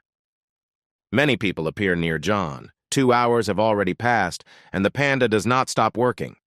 The guy reassures people that his animal, in addition to eating, also likes to practice. Edward sees that John's panda catches one mouse every 5 minutes and does not understand how much strength the guy has, even if his panda does not get tired. The hero shows the blue-haired guy a tonic capsule, thereby explaining everything. Edward realized that even though others have better abilities, no one is dedicated to the task as much as John, which is why everyone loses to him. The main character asks the guys how many mice they caught. Edward caught 7, Mary 6. Kate looks at the others upset and complains about her pet, calling pandas stupid. 11 doesn't like that she treats all pandas with the same brush. A man collecting mice praises the panda. He has never seen such a useful pet. He caught 22 mice in 2 hours. John takes out the long-awaited food and invites the guys to eat together. The graduates sit down to have a snack while the panda continues to circle and catch mice. While John is eating food on both cheeks, Kate tells him that pandas are not so active and this is not normal. She chose an animal for a very long time, but did not find one as energetic as John's. Without sticking his nose out of his plate, the hero asks the girl how else a panda could master the skill of hardening at a deeply studied level. The guys took a break from eating and agreed with John that they thought it was reasonable. The main character tells the guys how everything really is, when suddenly Edward jumps up and shouts that now he, too, will work with his pet with great persistence. Mary agrees with him. She says that tomorrow she will go to the pharmacy, buy a tonic, and work with her beast day and night. Edward learned the secret of John's training, and now he will try it on himself. He is sure that he will succeed. The blue-haired guy asks the main character if he will participate in the certification of beast lords, and since his specialty is cultivation, will he take the exam to become a cultivation mentor? John says that despite the cultivation specialty, he wants to take the warrior specialty. Edward thinks that in order to pass the certification, it is necessary that the pets have unprecedented combat abilities. It will be very difficult for their pets to reach level 10 in 6 months, so it is better to participate another time. John says that if he doesn't pass the test this time, then next time they could go together. The guys are surprised by what was said, because it is unlikely that he will be able to reach the desired level in 6 months. John doesn't care how many difficulties they face in order to move to the superiority level, but moving to the 10th level will not be a problem. If the main character fails to reach the desired level, then he can take a workaround. Guys, let me know if John is talking about that special certification where you can skip levels. Edward thinks that the main character thinks much further than him, so he definitely lost. He needs to increase the intensity of training for his pet. At a certain moment, all four hear some strange sound. Suddenly, the loudspeaker starts screaming about the approach of wild animals. People run away in horror wherever they look. The number of wild animals behind the wall increases. Edward and Mary are shocked by what is happening. They did not expect that this could happen. The mouse inspector reports that the situation is very dangerous and asks the guys to return as a lady as soon as possible. Edward asks what this signal means. The man is not sure, because this is his first time encountering this. Perhaps the animals from the snowy mountains are unhappy again, but the signal is very serious. John tries to soberly assess the situation from the outside, thinking that it is not time to panic because a large wall has been erected around the villages. People from the Association of Beastmasters work in the urban area. They are their main protection. Perhaps there is no real danger. And if the animals really could break through the wall, then there would clearly be something more serious than such a warning. Edward offers to go have a look, but Kate refuses in every possible way because her pet is very weak to fight. John says that it would be best to leave. They can come here again to catch rodents. It is more important to go to the association and find out what this signal means. The man at the reception replies that he doesn't really know about this signal, but this is not the first time in the last month. Previously, there was a blue warning twice, and now it's yellow. Another person appears out of nowhere. He greets Kate and Edward. This is their teacher, Daniel. It turns out that he was nearby, saw the guys' correspondence in the chat, and decided to come take a look. John looks at everything from the outside and does not understand why these two communicate in a chat where there is a teacher. Daniel asks who the other guys are. Edward replies that they are his friends from other schools.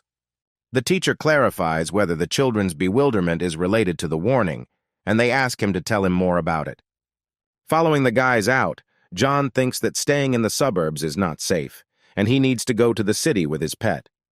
The guys and Daniel go out into the street, and he begins his story about the alarm. The area around the snowy mountains is well guarded. If danger really appears, the association will quickly react. If the forces are not enough, then they will call the regional beast masters. And if these forces are not enough, visitors from neighboring cities will join in. Edward worries that the animals might turn against people again, but Daniel reassures him that they are just a small pack of wild animals. John gets into the conversation and says that the urban area is better suited for animals, so they come here because of competition and the fight for food. Perhaps this is not the main reason, but the obsessions of animals are repeated more than once, and this is not as unexpected as it was 10 years ago. Daniel agrees with the main character, but the reason is still unknown. What made the animals go into conflict? This is an unsolved mystery. The teacher says that perhaps the answer is in the Ice City and asks the children if they know the story about it. The guys are looking forward to Daniel's story about the Ice City. Daniel says that one day an ice dragon flew in and froze all the mountains. The guys ask him who won. He says that most likely the tribe living in these mountains. There are remains of an ice dragon on the mountain. It is said that its bones are sealed inside. Perhaps that sealed dragon has turned into a spirit, and it is he who calls the doors on the snowy mountain. The guys are very scared when they hear about the existence of the dragon. This is what archaeologists managed to find. Perhaps the stone giant was the totem of that people. John suggests that with the help of it, the ancient lords fought the dragon. Someone tells the main character that everything was wrong. The guy is scared and does not understand whose voice it is. It seems to John that this is the voice of the stone statue near which the guys were just standing. The guy worries that he has gone crazy because the statue cannot talk. John is pulled out of his thoughts by Mary, who is worried about him. He tries to hide the truth by saying that the statue is very beautiful and that's why he was staring at it. Apparently, the guys didn't hear what John heard. He again plunges into his thoughts. The guy realizes that the voice definitely cannot come from the statue because it does not look like a living creature. John worries that the statue might have acquired a spirit and imagines himself running away from it. Daniel tells the guys that he still has work to do and it's time for him to go. The teacher leaves, asking the graduates not to worry, because in case of danger, the Beast Lords will be able to protect everyone. Edward invites the guys to continue catching mice, but John refuses. The main character also has something to do. He needs to go. One of the guys offers to have a snack, but John quickly leaves them. Edward realizes that he did not take contact from his new friend and will not be able to contact him in any way. Arriving home, John begins to study books. The history of the world is divided into eras of myths, totems, and beast lords. In the era of myths, according to legends, mythical creatures appeared who ruled this world. In the era of totems, people appeared. They tried to survive in territories owned by stronger creatures. In the era of the overlords, people began to tame animals. John downloads information about the alliance of overlords on the computer. The history of the world of animal masters is divided into 3 stages, but there are many gaps in it. John was very exhausted from searching for the information he needed. Unfortunately, he could not find what he needed. In a past life, the hero was an archaeologist, but for some reason he came across a mythical system, and since then he began to study mythology. Then the study of the mythical system together with his teacher became everyday life for him. He plunged headlong into research, but the mountain range collapsed and buried him alive. After an accident, John was placed in this body. The guy is disappointed by this and regrets that he didn't do something else because curiosity ruins people. Now the hero finds himself in a dangerous world. His only desire is to be in a comfortable and safe place. John decides that now he will live only for his own pleasure. Although there are many incomprehensible things in the history of this world, it has its own system and will no longer take the old path.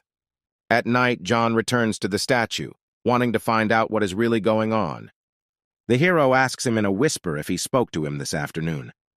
The guy clarifies whether he refuted what the man was saying. The statue is silent and does not answer. John threatens him with his departure. The hero does not know what the story really was, and this greatly fuels his interest. John really wants to know what the true story was. The guy shouts at the statue, asking him to tell him if he can find out the truth. Suddenly, the eyes of the statue begin to glow. The ground around shakes. John does not understand what is happening. The face of the sculpture cracks. Rays of light pour out of the cracks. John looks in horror towards the statue. Something happened. The sculpture has broken into small pieces. Dust and crumbs are all scattered in all directions, and a bright purple beam of light comes out from the center of the structure. John is very worried about what he did, because he came to the statue primarily out of curiosity. The guy runs away from the crime scene in fear. People are panicking. They think that animals have attacked the city. They don't understand why there is no news. People passing by try not to stress themselves out. Perhaps it's just social unrest.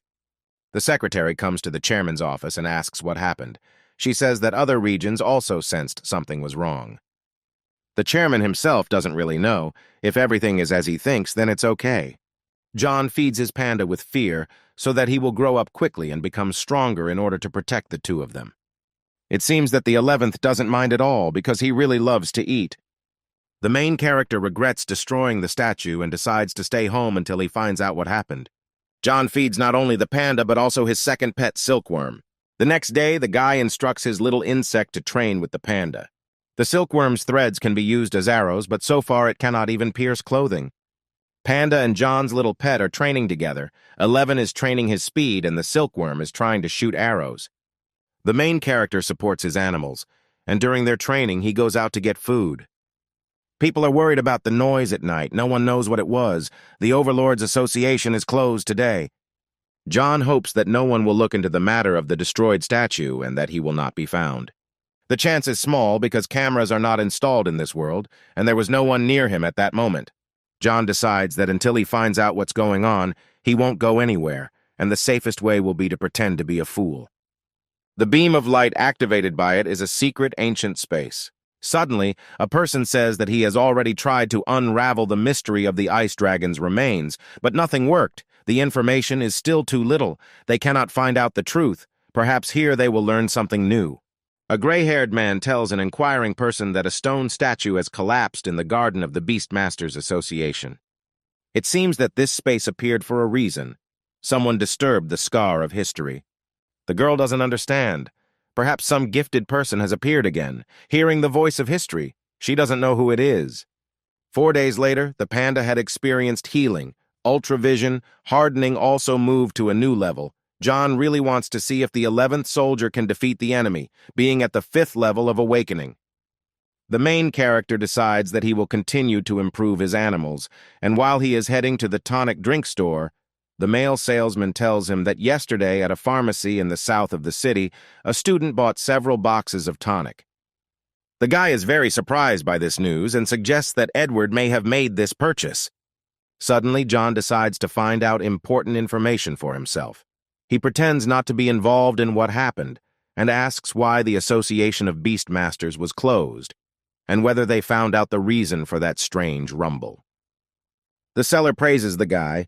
The details are not yet known to him, but he can say that it is very possible that their city will blow up. John raises an eyebrow and looks at the man with bewilderment, asking for more details. He says that there are rumors about the appearance of a secret space. He explains that it is something like another space that exists outside of their world. Their planet of the Beast Lords was also originally a secret space. There is a theory that when all the Beast Lords die, they will also turn into a secret space, but after the death of several powerful lords, their space can still be preserved. Something like a small world is formed from the Master's consciousness. The space was formed from the consciousness of the ancient overlord, but compared to them, their minimum level was legendary. If the secret space has really opened, then there are a lot of rare resources and pets there.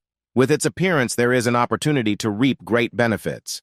It seems that there is nothing wrong with the fact that the stone statue has collapsed. The main character asks many questions about the secret of this world. John believes that he should not approach this space and explore it because it could be very dangerous. Suddenly, his thoughts are interrupted by a sharp knock on the door. A man is standing outside the threshold saying that public help has arrived.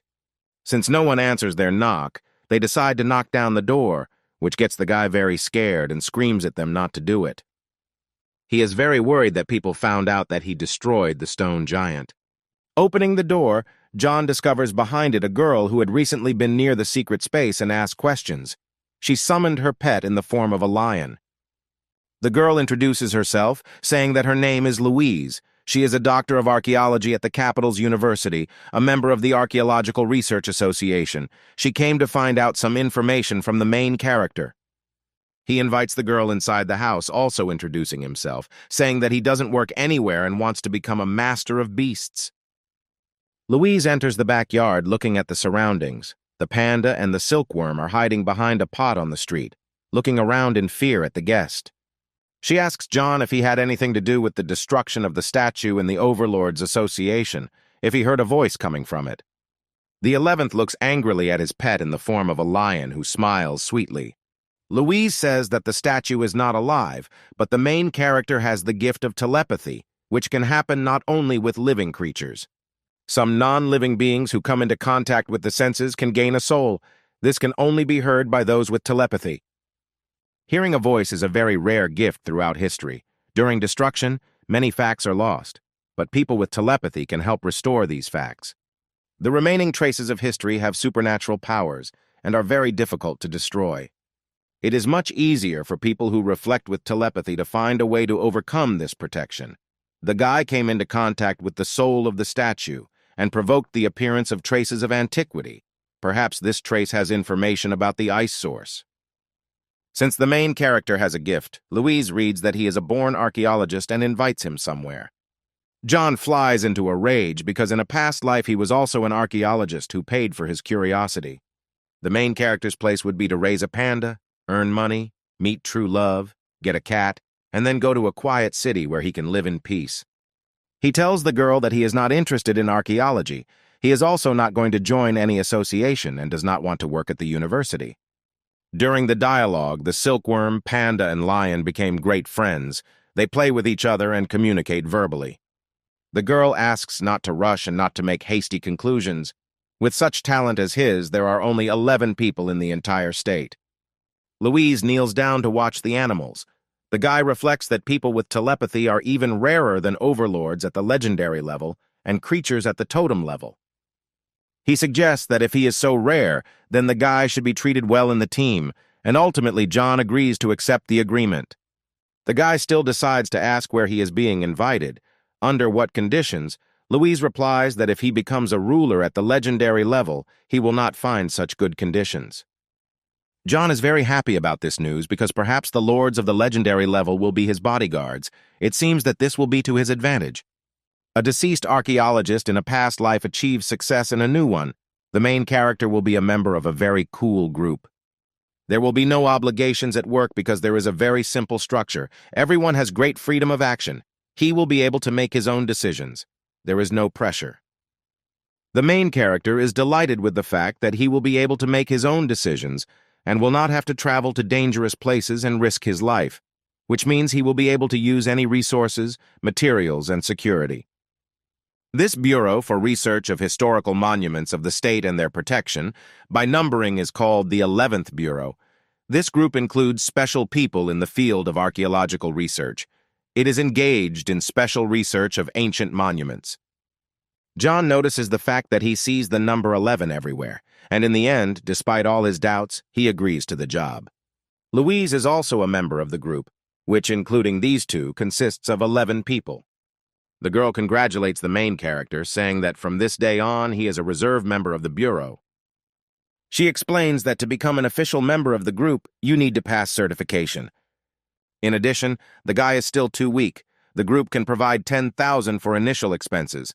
The main task is to reach the specialist level as soon as possible and gain certain knowledge about archaeological research. The main character is ready to do anything to get money. It is more important to him than personal security. All the animals smile contentedly. With this amount, John will definitely be able to feed his pets. Tomorrow, he will receive his ID and money.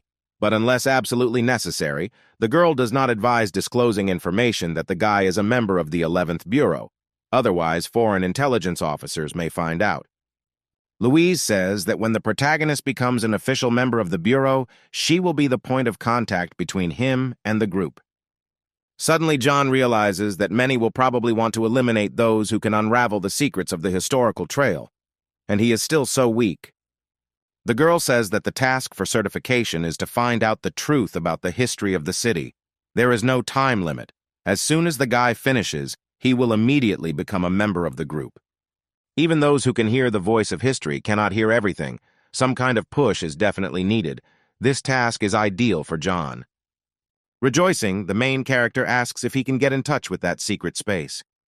Even if he does not use the privileges of a member of the Bureau, he will be able to enter the secret space in any case. Louise offers him as a gift to receive one of the techniques, either for the silkworm or for the panda. She wonders if the 11th is his first pet. He probably has no contact with the silkworm, and it is listed as a wild animal, despite its excellent development. The girl activates the cheat for skills, and the main character is very happy about this, because despite the money, they also give him a gift.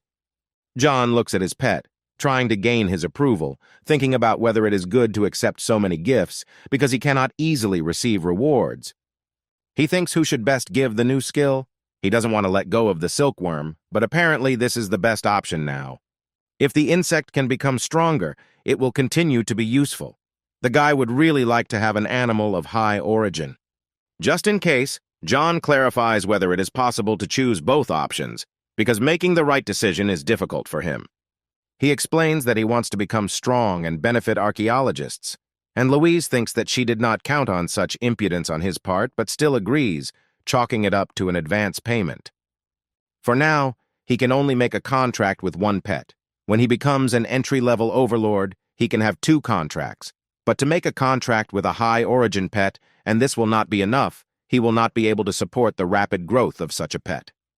John agrees because now he won't be able to take on another pet.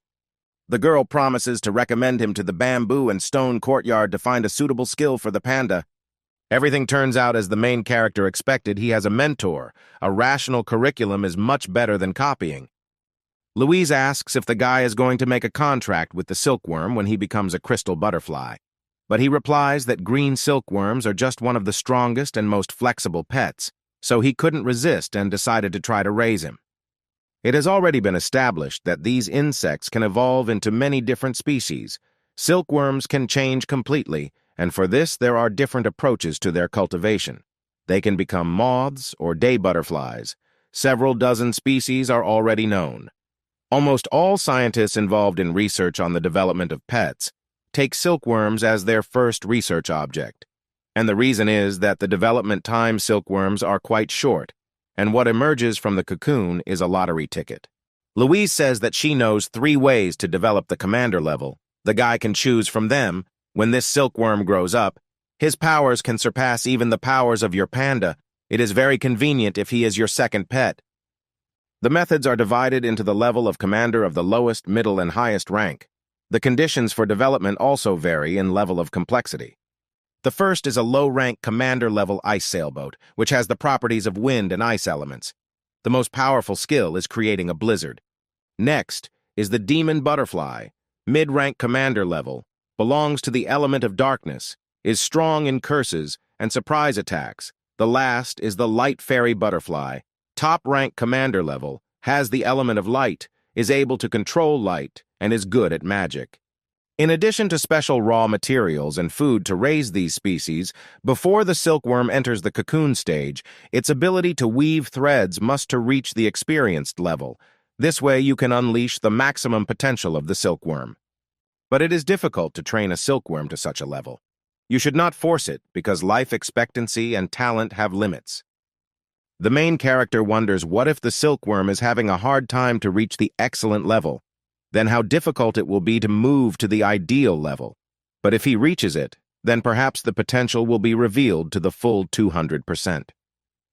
Louise explains that if the guy manages to find a suitable secret space for his development, then he will spend huge efforts on training him, then maybe bring him to such a level until the silkworm turns into a cocoon, or John can reach the legendary level, and then to engage in silkworms. There is no need to talk about the ratio of price and quality. She also says that the quality of the threads does not always increase as the level goes up. To destroy the cocoon, the silkworm needs to awaken a new type of skill in itself that will help it cope with this, and in order for it to develop these skills in itself before creating the cocoon, John must provide it with the right raw materials. He thinks that if you teach the insect the necessary skills, it will be able to break its cocoon. The guy decides that he will use his own approach, will not follow science. Now he understands those researchers who like to come up with new ways of growing. John believes that he will develop the development to the fairy of light butterfly, but he may not be able to achieve this. First, he needs to study the information about food. Louise says that due to the choice of rank, the degree of difficulty varies, so it is imperative to be well prepared for the silkworm transformation. She gives the main character a detailed guide to developing a silkworm and also asks him to study it well before starting the business. In order to raise a light fairy butterfly, you must have the skill of weaving threads at an experienced level or higher. In the form of complementary foods, you need to use an unripe heart of light, ripe sunflower petals, a luminescent bone, glowing mushrooms, daylight stone powder, and ripe sparkling grass. Following the recipe, you need to mix all the ingredients to create a cocoon. After 30 days, the skill of rainbow light will awaken in the cocoon will collapse, and a butterfly fairy of light will appear from it. Louise encourages her new group member by suggesting they give it a try. He thinks that all this raw material will cost him a very large sum, so he decides to choose some other method of development. The main character gives the manual back to the girl. If his method does not work, then he will have to turn to this. Louise waves her hand and says goodbye to the guy, saying that he was able to develop his pets well. Although John did not want to return to his previous profession, if he had not been born for it, he would not have heard the voice of the statue. He decides not to think about it, since tomorrow he will have money, then today he can spend the rest. Arriving at the store, the main character tells the girl consultant about his desire to buy a phone, and then she asks to tell him in more detail. John explains that he needs a phone with internet access, energy metering, and a pet guide. Looking at the new gadget, I think that in appearance it is no different from the phones from my previous world, but still there are differences in functions. By pointing the phone at an object, the phone immediately recognizes a mechanical dog. The gadget provides a brief description of abilities, ranks, elements, the name of the dog, and provides brief information. The main character admires the functionality of the animal, but, unfortunately, he will not be able to copy his skills, because his pets are not able to use these abilities. The phone can detect not only energy fluctuations, but even the level of development of a mechanical dog. Although becoming a top-notch beastmaster is no easy task, this phone will do half the job. The guy assesses the situation. The gadget is good, but very expensive. If he buys it now, there will be no money left, and if Louise doesn't send money, then there will be nothing to feed the 11th. As a result, he breaks down and buys this phone, justifying himself by saying that if the girl gave him a way to develop, then she will also give him money. Leaving the store, John reflects that the 11th will be enough bamboo for another month, although he loves to eat it, but you can buy something better. Arriving at a place where raw materials are sold, the main character immediately takes out his phone and scans the steel tree. Judging by the name, there should be metal minerals. It's like a plant with a filling, just right for a panda. Belongs to the element of wood and gold, enhances the panda's ability to harden and gives vitality. This raw material is much more nutritious than steel bamboo. Usually it is given as food only to pandas of a supernatural level. Otherwise it can be overfed, but the 11th spends so much effort, it is unlikely that the main character will be able to overfeed him, although he eats several times more than he should. But he also trains very hard intensely. Arriving home, John lies down on the bed, finishing the registration on his phone. Now he will be able to read the news of the Beast Masters Association. The main character thinks that the silkworm still has enough food, so when he was in the store, he did not buy it. Suddenly, he sees a message on his phone inviting him to explore the traces of antiquity. For this, he needs to pass certification in combat skills. The guy jumps out of bed, shouting that you can't go inside the secret space. Maybe there are only wild animals there and there's nothing valuable. Perhaps I use people only as cannon fodder, because if you need to pass a certification for combat skills, then it's definitely dangerous inside. Suddenly a panda and a silkworm enter the room. They look exhausted. They want to eat. John says that today they will have a feast, so he will now head to prepare food. While cooking, he thinks that with the phone in his hands, time has passed very quickly, so much so that it has already gotten dark outside. Having finished cooking, the main character put the dishes on the table and called his pets. They are drooling at the mouth, waiting for dinner to start. Without having time to blink, all three ate the dishes. The guy tells the animals to eat up because soon they will go to training in combat skills.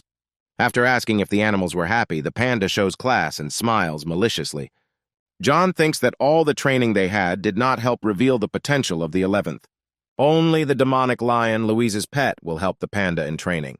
The evaluation criterion for certification is what beast the overlord managed to defeat or what valuable materials you managed to collect, so they go there to try their hand. In the morning, Louise arrives with money. a recommendation for skills and a certificate with which John will be able to explore most of the traces of antiquity.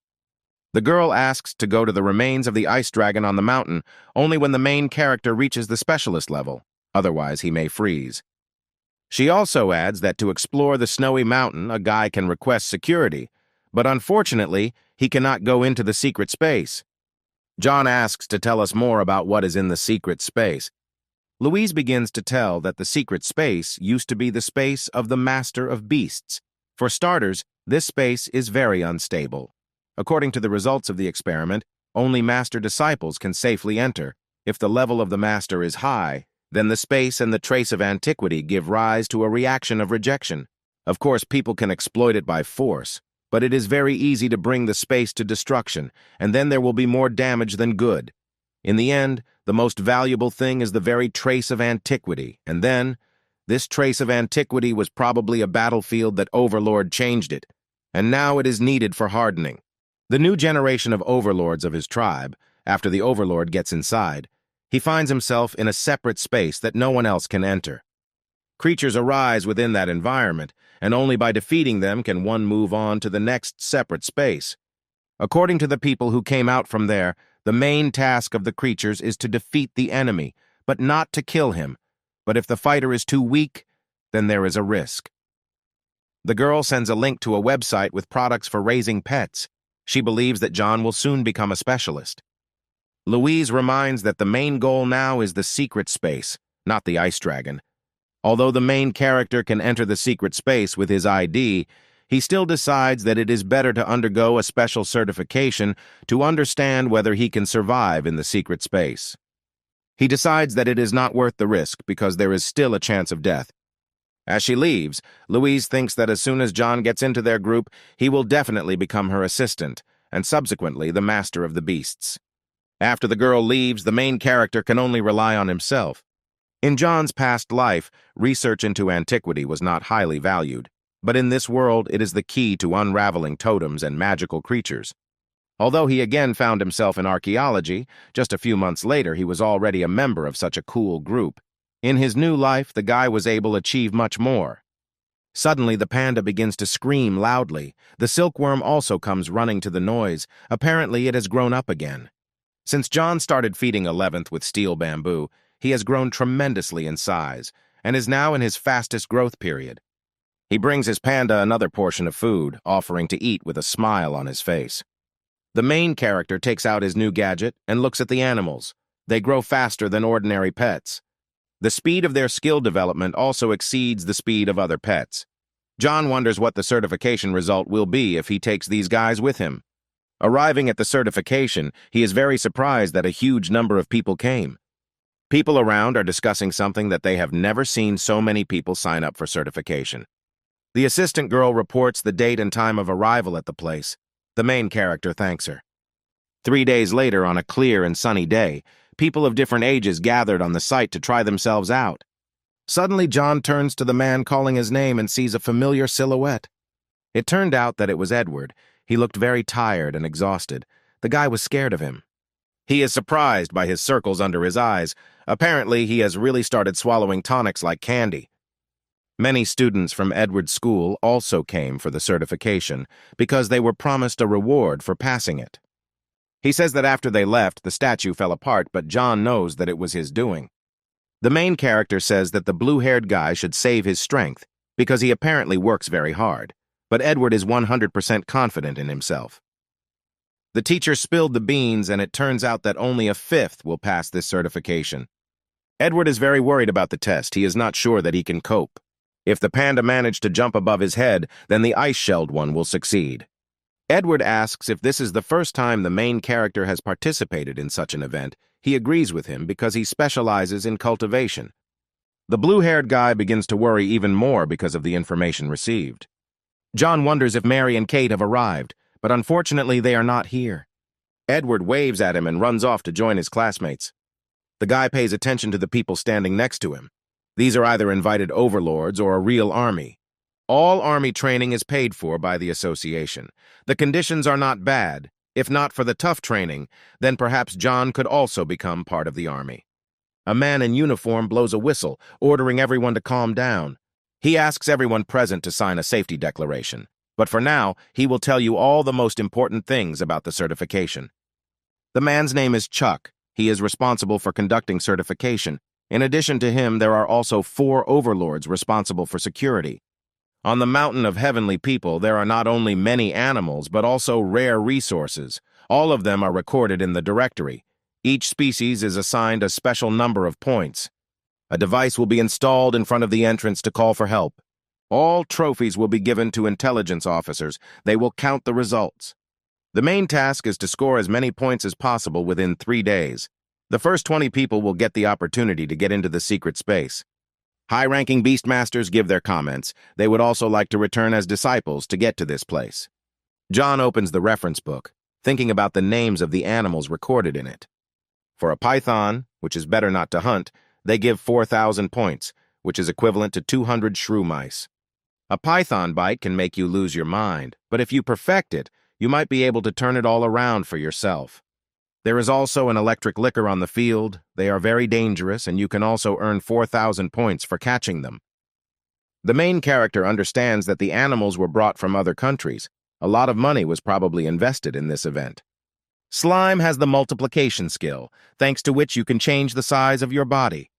John understands that he really needs to get this ability. If this beast is in their country, then he cannot miss this opportunity. Chuck shouts that the certification will begin in half an hour, but in the meantime, people can go to nearby stores and stock up on food and tonics. It's good that there is time to buy equipment. The main character can choose all the essentials. Suddenly, out of nowhere, Edward appears, interrupting John's thoughts. He offers to team up to catch the python, but the guy is not sure if this can be done. The blue-haired student says that there are no requirements about this, but John still refuses. It seems to him that he can achieve better results alone than with these guys. Certification time has begun. Climb the mountain from 4 entrances. Mechanical birds fly across the sky. They are designed to keep an eye on those animals for which they promise 4,000 points. Participants should not approach them. John calls on the 11th, who is most determined to fight. To get to the mountainous area with magnetic iron ore, you need to cross the wild pigs. On the way, they meet a fanged wild pig, very aggressive. The panda and the main character are pleasantly pleased with the find because they are going to defeat everyone. The pet immediately gets ready for battle, intending to run to its opponent. A mid-rank skill, experience level ultravision, is activated. The 11th gallops quickly, hitting the boar over and over again, causing more damage to the beast. After the panda finished off the wild pig, the silkworm wrapped it in a hard cocoon. They earned 350 points. John thinks that if his blue-haired friend had fought this animal, he would have spent a lot more time. The guy hands the silk thread to the panda, and he admires the fact that his master was able to turn even a fight into training. Those watching the event are greatly surprised by the abilities of the main character. He is the first to deal with the beast, and he did it so easily. Seeing 4 more wild pigs along the way, the guy offers his pet to deal with them. The guards are shocked because the master's panda at the student level attacked 4 boars at once. Even if the pet was at the 10th level, it would hardly be able to win. The wild pigs themselves are shocked that one of the pets decided to attack them. The 11th one teases them. A herd of wild boars is running towards the panda, but the panda is confident in his own victory. He activates hardening. This is an experienced level, and the whole body is involved in it. The men are shocked by what they see. They don't believe their own eyes. If John is an apprentice, then he cannot have more than 1 pet, which is where the green silkworm came from with them. The guy says that the catch of 5 pigs is quite good. They already have 1750 points. The panda tells his owner that he is very tired. He agrees to sit down to rest and gives his pet delicious food. The main character opens the map, building a route and explaining it to the panda. Suddenly, a loud cry for help is heard from the forest. Even the birds scatter in different directions. The guy runs towards the scream. Apparently, another overlord screamed when he encountered wild pigs. The guys are running from a pack of 10 pigs, shouting to those who came to help to quickly hide in the trees and save themselves. They ask John why he doesn't run, but he wonders if 11 can handle the pigs, thereby increasing his effectiveness. A panda appears behind the main character, dragging 5 wild pigs behind him. They show wild boars that it is better not to approach them since they have killed many of their relatives. The pigs immediately run away from the guy they meet. John and these guys entered from the same entrance. Very little time passed from that moment. The guy explains that they should find a lone pig and surround it, not go deep into the forest. Trophies need to be left somewhere and rested, so the heroes come to a safe place. People around are surprised how the guy was able to catch so many pigs alone. The panda likes the attention in his direction, so he glows with joy and waves to all the overlords. The participants are seriously injured. At this point, there is even a healing pet. The main thing is that people do not die, but they can be cured. One of the people watching John comes out with a cart, offering to help him record his scores, but the guy asks if he can roast the pigs to eat them. The man says that it takes a very long time to work with meat, even though it is delicious in the fall. The main character takes first place in the ranking among everyone who came for certification. Scanning the captured animals, the guard thinks that during all his studies he has never seen such skills in pandas. He decides to tell his teacher about a guy he met at work. The teacher grins when he hears a familiar voice. The man left training and went to work in the security service. He is shocked by what he heard. Even the experienced panda lord had never heard of such a case because it is almost impossible. The teacher remembers that Louise came to him for skills for the panda. He checks the sources. John got the panda a month ago and has already developed such abilities in it. The man asks if the main character is a disciple of the Bamboo and Stone Palace. The teacher offers to send the guy to the mountain with more dangerous animals. Perhaps he will become a student of this palace. A man approaches the hero, inviting him to go to the mountain. The guy thinks that there is good food for the panda there. The guard talks about being a student at the Palace of Bamboo and Stone, which is where his interest lies. He explains that in order for the panda to control lightning, he needs to eat special food, but John does not understand why he is telling him all this. For a pet to master skills beyond race, special cultivation methods are needed, and food is an important component, but electric ore alone is not enough. Otherwise, it would not be the secret of the Bamboo and Stone Palace. The man says that if the main character would like to study in his palace, then he needs to train in the area with magnetic iron ore. If he feeds the panda ore, it will be constantly exposed to electric shocks. This is the basis for training and mastering the skill of lightning control. John already wanted to go to that area, and now he had good reasons for doing so. He calls to his pet, telling him that he will soon receive a treat. The panda is terribly happy about this after hearing this word. They happily head to their next training session, and people wonder where they get so much strength. A guy and his pet walk through the gorgeous landscape of the certification forest, passing a bridge. There was a warning that the magnetic field in this area has a strong effect on the overlords. Suddenly, the panda notices something to the side. They discover crystalline ore. Apparently, this is what they are looking for. The main character invites the pet to eat a stone, but he becomes indignant, because if he eats it, he will get a stomachache, and this will have a bad effect on his training. The guy calms down the 11th. In order to eat electric ore, you need the hardening skill at an experienced level. Just touching these crystals, the same panda is struck by a huge discharge of current.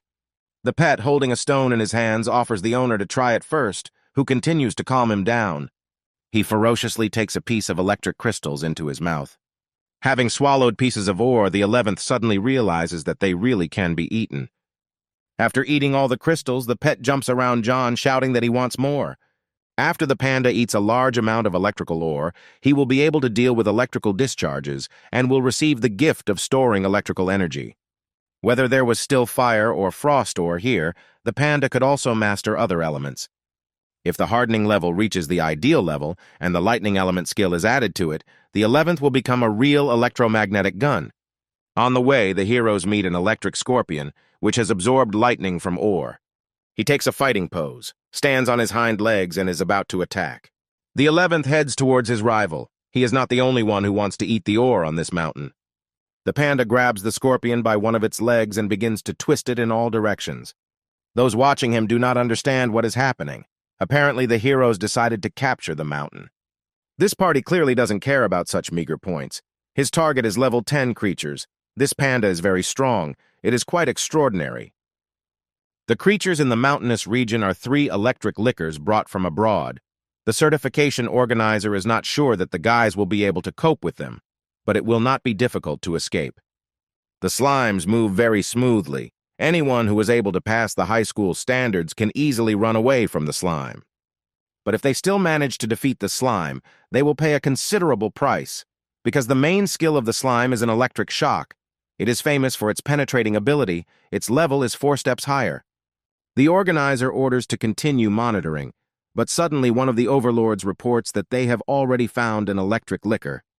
As John runs after his pet, he shouts that he remembered the smell of electric ore. Now he can look for the remaining one. Suddenly on the way, they encounter an electric liquor which the guys have been looking for so long. They rejoice at the find, although the battle promises to be difficult. The main character orders the panda to grab the enemy and take all his electricity. It's like the main boss in the game. If he drains it, they won't be able to defeat him. The 11th immediately takes off, heading towards his opponent. The creature looks terrifying. Apparently, the panda will not be able to eat it like ore. Those watching the cameras notice that the panda is wearing dielectric gloves, which they are very surprised by. They assume that the guys will defeat the electric liquor, but the organizer says that everything is not so simple, and they simply underestimate the beast. The panda is trying to hold off the attacks of his opponent. His face shows great fatigue and fear. The beast has become larger. The main character orders the pet to use the hardening skill. 11th strains his entire body, becoming an iron puppet. He, with great effort, pushes the electric liquor aside. The crippled animal squats down, confidently looking at the defeated enemy. The certification organizer assumes that both competitors will suffer, although the liquor is very exhausted, but the panda cannot stand it either. Suddenly, the pet begins to recover using its healing skills. Li Zun again prepares to attack the panda, but he quickly gets ahead. The main character orders him to praise his opponent and squeeze him like a lemon. The panda copes with such a difficult task, bringing his catch to the master. Since the panda doesn't need electricity, the guy only copies the multiplication skill. The observers look at the cameras, wondering why, if the main character has not yet defeated the enemy, he mocks him. The organizer asks if this guy is really a student because he looks quite intimidating. John thinks that there is quite a lot of ore in the area that they need to feed his pet, and they will take the rest. By developing the lightning element power and healing skill, the panda will be able to quickly recover from electric shocks. Let the 11th use the widow's electricity in their training. The main character tells his pet that they will rest in this place at night, now eat, and then try a new training method. The man who invited the guy to go to the mountain thinks that he did not expect such an outcome of events that the hero would use the slime as a training tool. The next day, the guys caught all 3 creatures. With dielectric gloves and the skills of the 11th, it was not difficult. You just have to avoid giving them too much food so that their abilities and the level of electricity generated remains at a relatively low level. They will not be able to attack back, but will generate energy for the pet, like generators. Panda's skill is increased by the mid-level skill Thunder Palm. John is very surprised by this because his pet himself has mastered the Thunder Palm skill.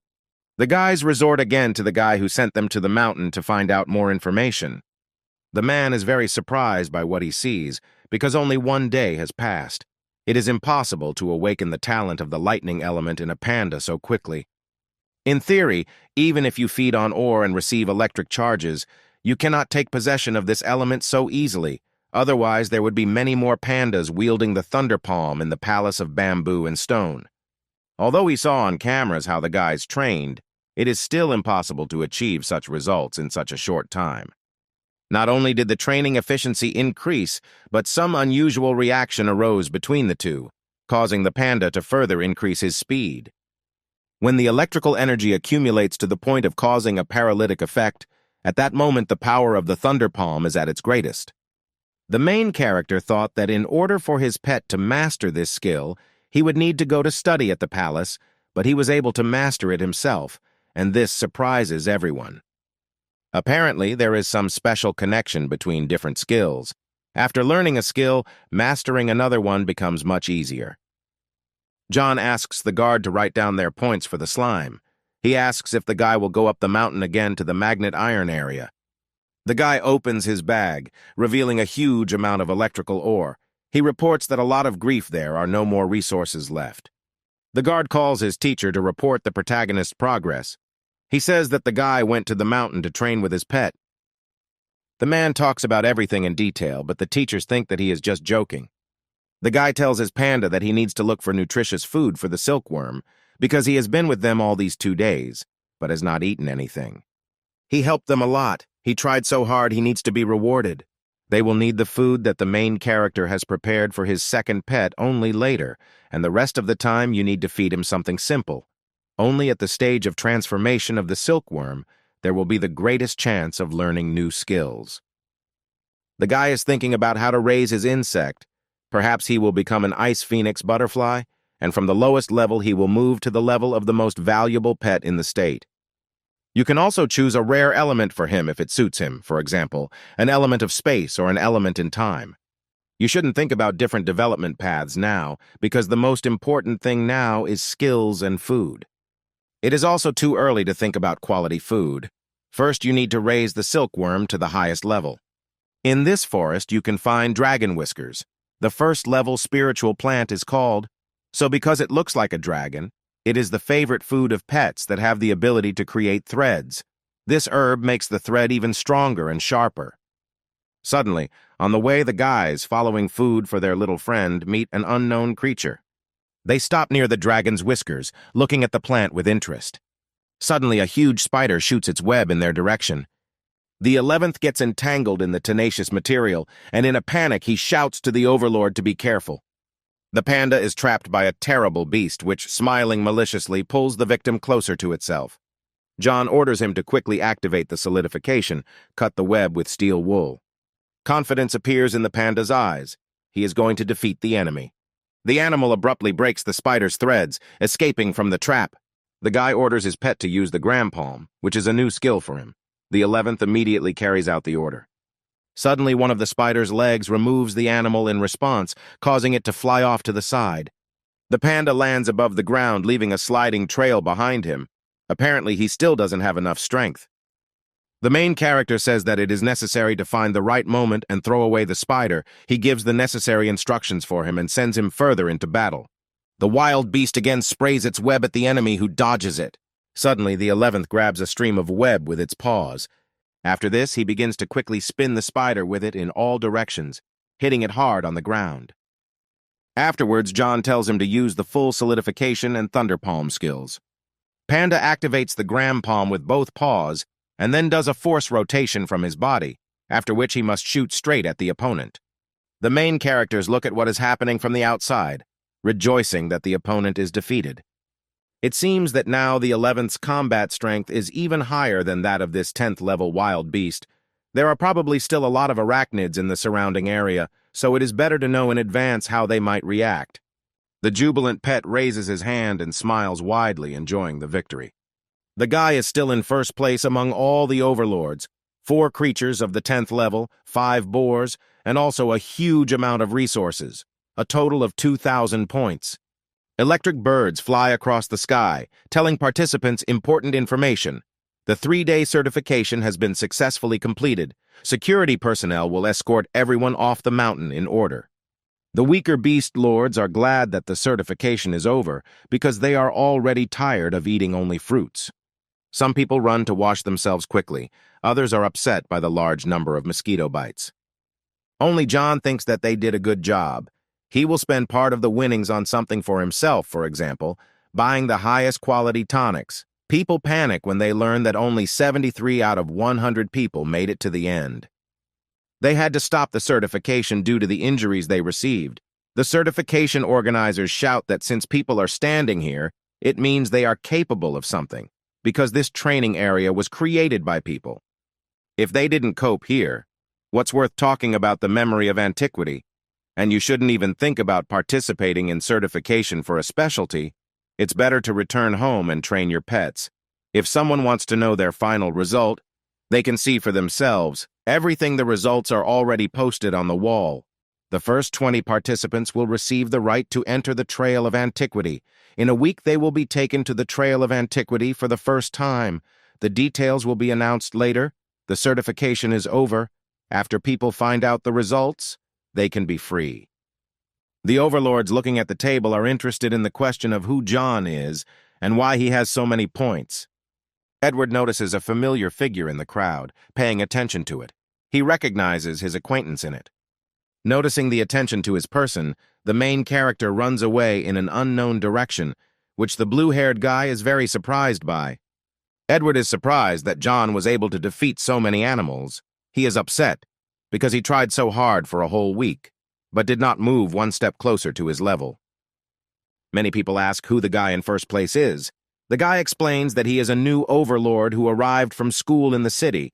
On his advice, he bought Spirit of Light pills for complimentary feeding, and the guy is also very cool.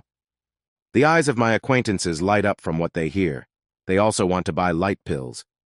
At the end of the assessment, John again meets the same guard from the bamboo and stone palace, helping him to exchange points. The man told his mentor that the guy's pet had acquired the Thunderpalm skill. The teacher invites the main character to the palace when he has free time. They have special karma, and the mentor also wants to pass on to him knowledge about the Thunderpalm. Having heard the necessary information, the guy runs away in an unknown direction. The guard thinks that this guy will definitely be able to learn everything. The guy is thinking about the manager of the training palace. Maybe he will teach the guy something else besides the already learned skill because he is one of the most powerful overlords in their city. He probably knows secret techniques. Having returned home, the main character, together with his pets, takes a hot bath, rejoicing at his speedy return. Finally, they will be able to eat normal food, enjoying the taste and safety. And they will also be able to sleep on a large bed without being crowded on the ground in the forest. And not very long ago, they wanted all this. The countryside is not at all suitable for life. When the main character has money, he will buy himself a big robot and begin to control it. He wants one like in the famous cartoon, so that he can become a plane, a car, and even a house. The guy thinks that they will be taken after the old man only in a week. Maybe he should go when he becomes stronger. On the other hand, it would be better to go now. You shouldn't limit yourself. By all means, first of all, you need to spend all the money you earn. You can use it to buy high-level food for silkworms, and you can also stock up for quite a long time. The main character goes to the site to buy tonics, pills without impurities of much better quality than his pills, which are made from very poor raw materials. They are very expensive, but fortunately he has money. Also on the site there are tablets with the addition of animal sprouts, queen bee pollen of white flowers, and dragon frog oil. John doesn't understand why they seem so familiar to him. They probably really help a lot. The beans are not bad, but you'll have to pay a lot of money for something of such low quality. You can buy one and try it. Perhaps thanks to this tool, it will be possible to learn a new high-level skill, either multiplication, or the skill of absolute sleep, or the skill of intimidation. The main character spends a lot of money. There is no longer 10% of his profit, but with the help of expensive tonics, the 11th will be able to learn high-level skills, so it is worth it. Thinking about his spending, the guy peacefully falls asleep without even having time to notice it. Suddenly, his pet jumps on him, screaming for him to wake up. He really wants to eat. The panda spent a lot of energy on training. It's worth feeding him now. Silkworms still have strength in training, so he won't feed him today.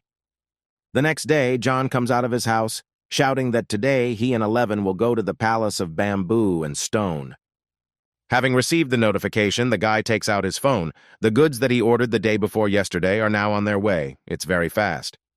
He hears a loud noise. Someone announces that they are ready to land, ordering him to move away. The human courier arrived on a huge eagle holding a huge box in its talons. The men get down from their vehicle, open the box, and take out a smaller package.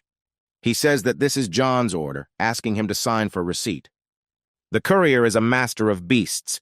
He only became a specialist this year. If he did something wrong, he asks to forgive him.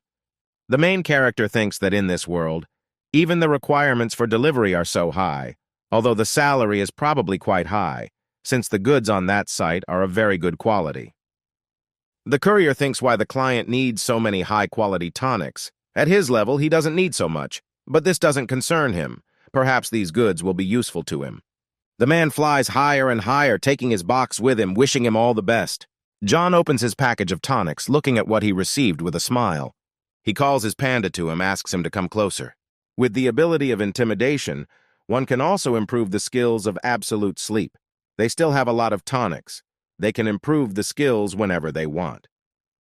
In the enlarged state, the 11th has excellent combat strength. In the reduced state, his speed and recovery ability increases, so now it is best to learn this particular skill. The main character begins to teach his pet a new skill. He thinks that he will get it again without effort, because he has just learned the Thunder Palm skill, but the Overlord wants to make him stronger again. The skill cooldown is now 168 hours. The guy thought the maximum cooldown time was 72 hours, but now it is doubled. He decides to eat another bean in order to reduce the cooldown time of the skill. Now it is 48 hours. It seems that learning high-level skills is limited. Until his own strength grows, the guy may not be able to significantly improve his skills even with tonics. The panda is mastering new abilities. I feel a surge of strength and energy. In order to check the success of the training, the main character asks his pet to increase in size. Suddenly, the animal's stomach begins to growl loudly. Apparently, the increase takes a lot of effort.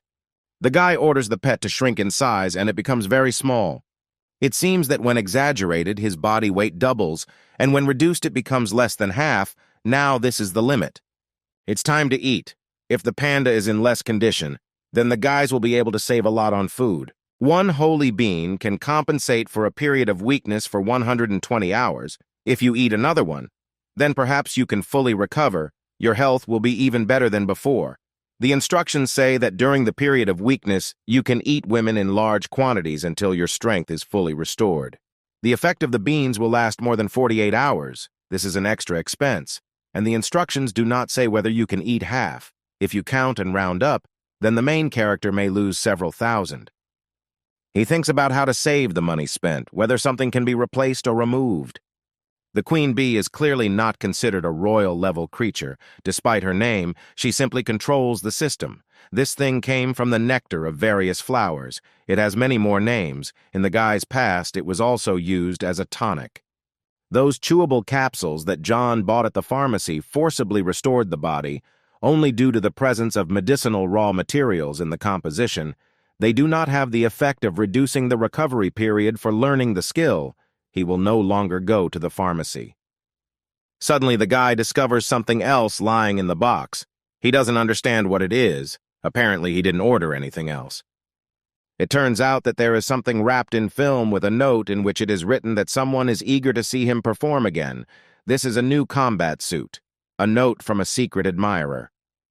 In the palace of bamboo and stone, everyone is training, and the teacher is reflecting on the fact that he has finally found a student who is able to fully obtain all of his knowledge, even mastering the skills of the Thunder Palm in just one day. The man strongly doubts whether he can teach him. Suddenly, a girl in a panda costume calls out to him. This is his daughter, who sold the panda to John. She suggests that her father go somewhere for lunch, maybe to the Dragon King's palace. The teacher sternly asks the girl if she has finished her training. She was certified as an overlord at the age of 18, and then immediately changed her specialty to cultivation, chose the faculties of research and evolution to study the development ability of pandas. In the end, she did not research anything. Her strength fell. No results. The teacher remembers his daughter mentioning John, talking about a very disciplined beastmaster. The girl is happy that he decides to join the palace, but the father refutes this idea, explaining that he simply received orders to help him in training. He asks if she knows how his panda developed after he left. She doesn't know, but she told them that if they have questions, they can come to them at any time. But if he doesn't come, then everything is fine. The man is very angry at these words. John and his pandas participated in the Lord competition on the mountain, and he received first place. The panda lover is very surprised by this because that panda only awakened to the 3rd level a month ago. The man can't believe it either, but soon he will come for a visit, and then they will all find out if John is at least half as good as they say. It will be great. The daughter interrupts her father's thoughts about the imminent arrival of his student, asking if they will go to eat. The man boils, answering that no, meeting such a talented person is much more important than filling his belly. He should find out what is so special about these guys. He should rather get to know him. The girl is surprised by the answer. Apparently her father dares to go against her mother and is not afraid to return to bed in the evening. She says that she already told her mother that her father will come. He gasps and asks his colleagues to tell John to come back after lunch. He is suddenly very hungry. The main character stands near the entrance to the palace, asking if anyone is here. Suddenly the door is opened by a familiar person. They meet again. The girl asks to follow her. The father is waiting inside. The man asks him to sit down. His daughter's thoughts say that John is really not the same as before. The girl can't believe what her father told her at dinner. Where did the guy have such fighting abilities? She cared a lot about his pet, and remembers what strength he had a month ago. The father said that perhaps John had a great chance. The teacher says that if the main character wants to study in the Palace of Bamboo and Stone, he will teach him everything he knows in terms of panda development. He won't be able to give him much.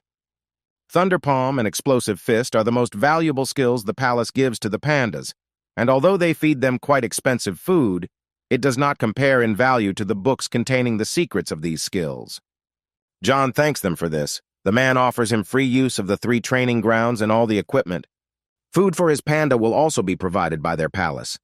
The teacher says that if he has any questions, he can ask him at any time. There is no need to go through standard training with other students. The girl is in great shock from what she heard, because Dad is not even so kind to her. The man believes that such talent requires a special approach. The guy is happy with what he heard. They say that this suits him, because it means free food, housing, and even unlimited access to training equipment. He will also be able to consult with a high-level overlord at any time. It turns out that John can use the reward for participating in the certification to buy tonics, and the palace will provide food for the 11th, but he does not know whether the owners of the palace will be able to feed him enough. As for the silkworm, there is food for it everywhere outside. The guy did the right thing when he agreed to join this bureau, otherwise he would still be idle. As the teacher understood, his panda had already learned the Thunder Palm skill. Moreover, he had already reached 1 level of the solidification skill. The panda lover does not understand what is happening. Their conversation has long gone beyond what is permitted. The first thing the panda guy needs to train is the Thunder Palm skill. It is a little easier than the Explosive Fist skill. Don't take on too much. If you want to learn the Explosive Fist skill, he advises you to master the Thunder Palm skill first. The guy thinks about what was said. Ordinary pandas probably need the Explosive Fist skill, but his panda can already correct himself just fine. He doesn't need the fire element ability. If necessary, the 11th will be able to master this skill later.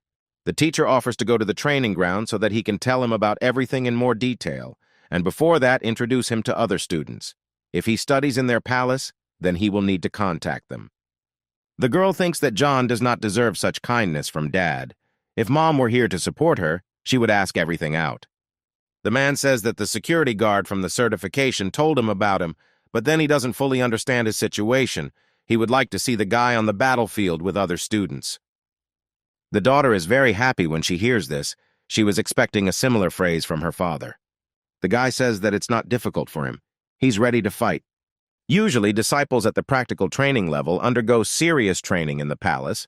This is the ground for basic training. The disciples of their gang train here after eating.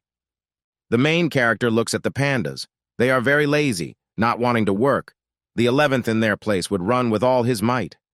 The teacher continues to say that pandas are very lazy by nature. They are trying to change this little by little with training. Otherwise, there may be problems on the battlefield. John says that if his panda does not complete the training, he will not eat. Otherwise, the balance will not be maintained. Everyone is shocked because they have never seen such pandas. The girl says that it sounds very unrealistic because they didn't have this.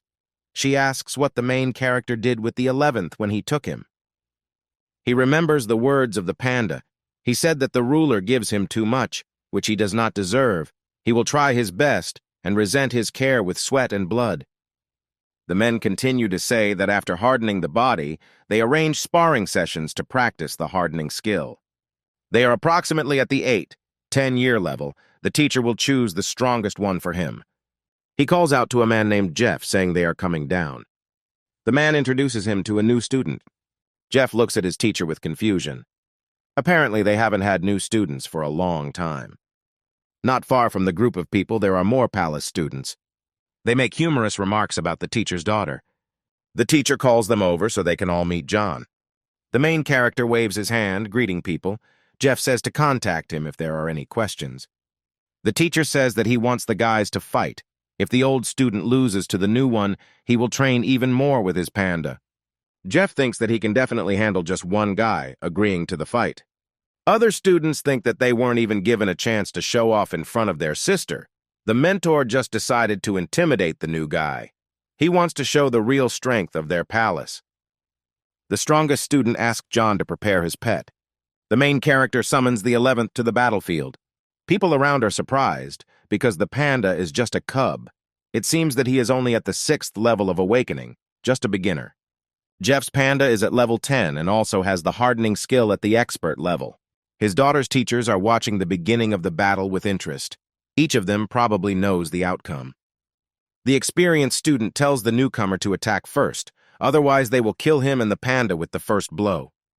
The 11th also rushes forward, leaving behind clouds of dust. The girl and the teacher are surprised at the speed. The force is very great. Jeff orders his pet to fend off the attack. Although this panda seems to be quite powerful, it is still just a cub. The adult uses the skill to freeze when an opponent tries to hit it. The guy is confident in his pet's hardening skills. 11 knows what to do, which is why he uses electricity. An experienced student is surprised, because such a skill is only possible for a panda of a supernatural level. He no longer has time to cancel the skill for hardening. The adult animal flies back at great speed. The teacher is very surprised because this is really a thunder palm. A panda cub at the 6th level of awakening has mastered this skill. It seems that this panda trained hard after receiving the skill, although she did not reach the point of completely losing her combat strength. Jeff's panda may remain paralyzed. The guy is very surprised, not believing his eyes. His pet screams loudly, experiencing incredibly severe pain. He is ready to fight back. The 11th takes a fighting pose in order to defend himself in case of attack. Jeff uses a skill called Hard Claws. The panda immediately takes off, heading towards his opponent. He thinks that he can't lose to a newcomer, even if he uses the Thunder Palm skill. But if he loses to him, it will be a shame. If he really lost, his panda wouldn't be able to handle the extra training. John tells his pet not to take cover but to remain firm before attacking. This is a great opportunity to show off their hardening and smoke palm skills. The rest should be hidden for now. An adult panda cannot hit cubs because all its skin is hard as stone. There was no trace of the blow left on 11's skin. The opponent is surprised by this because his opponent not only has thunder palm skills but also experienced level hardening. This skill is higher than his. He tries to hit the little panda, but he fails every time. Then 11 decides to hit back, concentrating his power on his fist. By inertia, the panda flies high into the air, and the opponent flies towards his owner. She is knocked out, unable to continue the fight. John smiles widely, thanking his opponent for the fight. The man does not believe that this cub is at the 6th level of awakening. Probably even his students and their certified pandas will not be able to cope with him. The teacher comes closer, telling Jeff that he lost and will now train twice as hard. The man thinks that his opponent is strong like his teacher's own son. The teacher tells his experienced student to go and treat his panda, and the new student goes with him. The girl thinks that the 11th has changed terribly much since their last meeting. She angrily shouts at the other students that they will also study twice as hard. The students are still not sure that the new students are a beginner because he is very strong. 11 tells his master that the teacher and his face seem familiar to him. A group of people enter a round room with a word written on the floor. The panda and the girl are happy to meet. They look at each other, smiling. They hug tightly. The panda lover understands that this is still the same 11th, but it is unknown what happened to him, why he suddenly became so strong. The man says that the main character took great care of this panda. She is the best he has ever seen. Suddenly, the pet realizes that she most likely saw this guy at the base before, but does not know who he is. John thanks the man, who replies that the guys have limitless prospects. He was very sorry that he could only teach them so much. The teacher's gaze changes sharply. He becomes stern and angry. A man opens an unknown portal with a panda symbol. A huge animal appears behind him. He says that he will show you how to train the solidification and thunder palm skills, and also provide reference materials. John looks at the beast for a moment, realizing that it is a fighting panda. The giant pet stands with his arms crossed. He is wearing wide pants. He looks very menacing. He belongs to the teacher. Various hardening level skills should be written reference books, and as for the gram palm, the panda is proficient at the initial level. If you hit with a powerful electric current, you can put the opponent into an anesthetic state, but the penetration force is still small. Otherwise, the panda could penetrate the opponent and hit him with one blow. Then the teacher turns away from the guys to the side, intending to show some kind of technique. The teacher's animal prepares to demonstrate its skill by waving its arm. This is what the penetration of current looks like in the Thunder Palm skill at an experienced level. At this level, even hard steel can be pierced with the help of the Thunder Palm skill. John is very surprised. The strength of the 11th compared to this is simply nothing. The panda admires what he saw. He must do even better. The teacher continues to talk about the panda's mistakes. She lacks strength when struck. Well, at a deeply studied level, the Thunder Palm skill goes into a normal state. You can hold the electric current directly in your paws as if wearing gloves, or you can also use both paws at once. The huge panda demonstrates another technique, and the man explains that this is an experienced level Thunder Palm. Now you can bring this skill to the ideal. At an experienced level, the skill has a greater current flow, which means it paralyzes the enemy more strongly. At this moment, you can generate the most powerful blow and also develop unprecedented speed. After the main character brings this skill to an excellent level, the penetrating power of the current, combined with the speed of the panda, can be compared with even real lightning. John notes that it sounds very powerful and looks cool. The teacher says that this is not all. He strives for something else. By snapping his finger, he signals his pet to show some kind of technique. He immediately raises his paw up, lightning flying around him. The beast is transformed, becoming human-like. The guys look at the ability with open mouths. I assume that this is a combination of the Thunder Palm of solidification.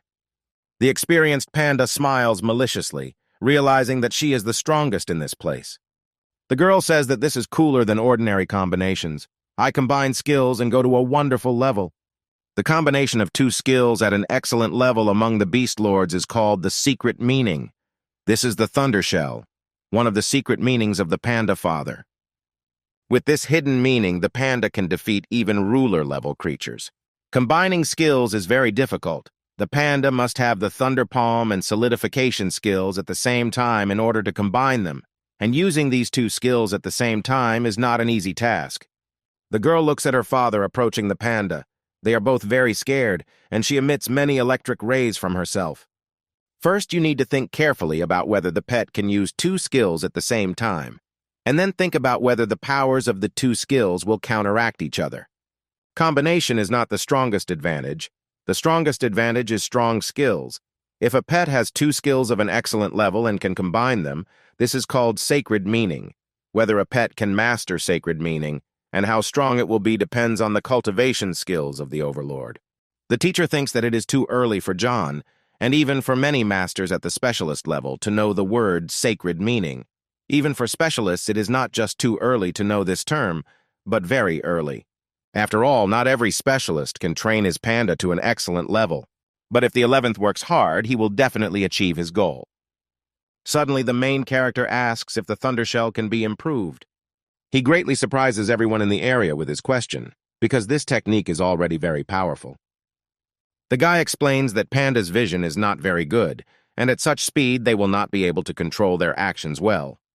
The panda lover says that there are no ideal sacred meanings. With such an ace in the hole, when fighting with a not particularly fast opponent, there will already be success. If there was some skill that allowed one to predict the enemy's movement in order to determine his location, then the effect of the Gram Shell would be much stronger. It would be better to combine the skill of solidification, Thunder Palm, and multiplication at an excellent level when facing the most powerful opponent. The teacher says that the problem is that it is difficult to master skills related to thinking and feeling. But he likes the way he thinks. Every greasy meaning is not ideal and has its own shortcomings. If you add a sacred meaning to a new skill, you can increase its effectiveness. Of course, for the main character, this goal is still far away. His task now is to increase the level of the panda's Thunder Palm skill. Then he can try simple combinations of Thunder Palm and hardening. Improving the skill of Thunder Palm is not easy, after all. This skill is not natural for pandas. To train in the palace, you need to have a strong ability to withstand stress. To train a skill to an expert level, the pet must have the ability to control strength as well as physical endurance. If you make a mistake during the transition to the excellent level, the pet may get injured, and the training process will become too brutal for it. Each stage has its own aspects. If difficulties arise, the teacher asks you to contact him. He explained to the guy the features of each stage of mastering the skills of the Thunder Palm, but there are still many details left. and mastering all this is quite difficult. John happily raises his hand, saying that he will try, and the panda thinks about different approaches between the master and this uncle. Let the main character master the combination of solidification and thunder palm first. This will be enough to pass the specialist statue. And if he can perfect his skills and combine solidification, gram, palm, and multiplication into one combination, he will be able to wipe the faces of the earth, even an entire city. The girl shows John where the equipment for training basic elements is. 11 thinks that it is not clear here that the training was in full swing. The panda lover also shows where the electric training room is located. In this room, you can practice resistance to electric current in pandas. The maximum impact force is a natural level. There is also a pool of conductive current. You can practice fighting techniques in water and at the same time train resistance to current. Approaching the pool, the panda says that he wants to go there, but the guy asks him not to rush. If they use all this equipment, the 11th's training will become more complete and scientific. And most importantly, there is free food and water. While the main character is thinking about this, his panda falls into the pool. Entering the room, the girl calls her father, who asks if the guests will come and if they liked everything. He says that they probably liked everything because Jonah's panda ate a lot. If this panda is really so disciplined and trains a lot, then maybe he should eat more. The girl reads what the panda ate, namely electric ore, steel bamboo, steel wood, gold spirit ore, as well as their special set meal. Hearing this, the man goes into shock. She ate a double portion of the food that their pandas eat after training. The teacher says that this is really a lot, but that's normal.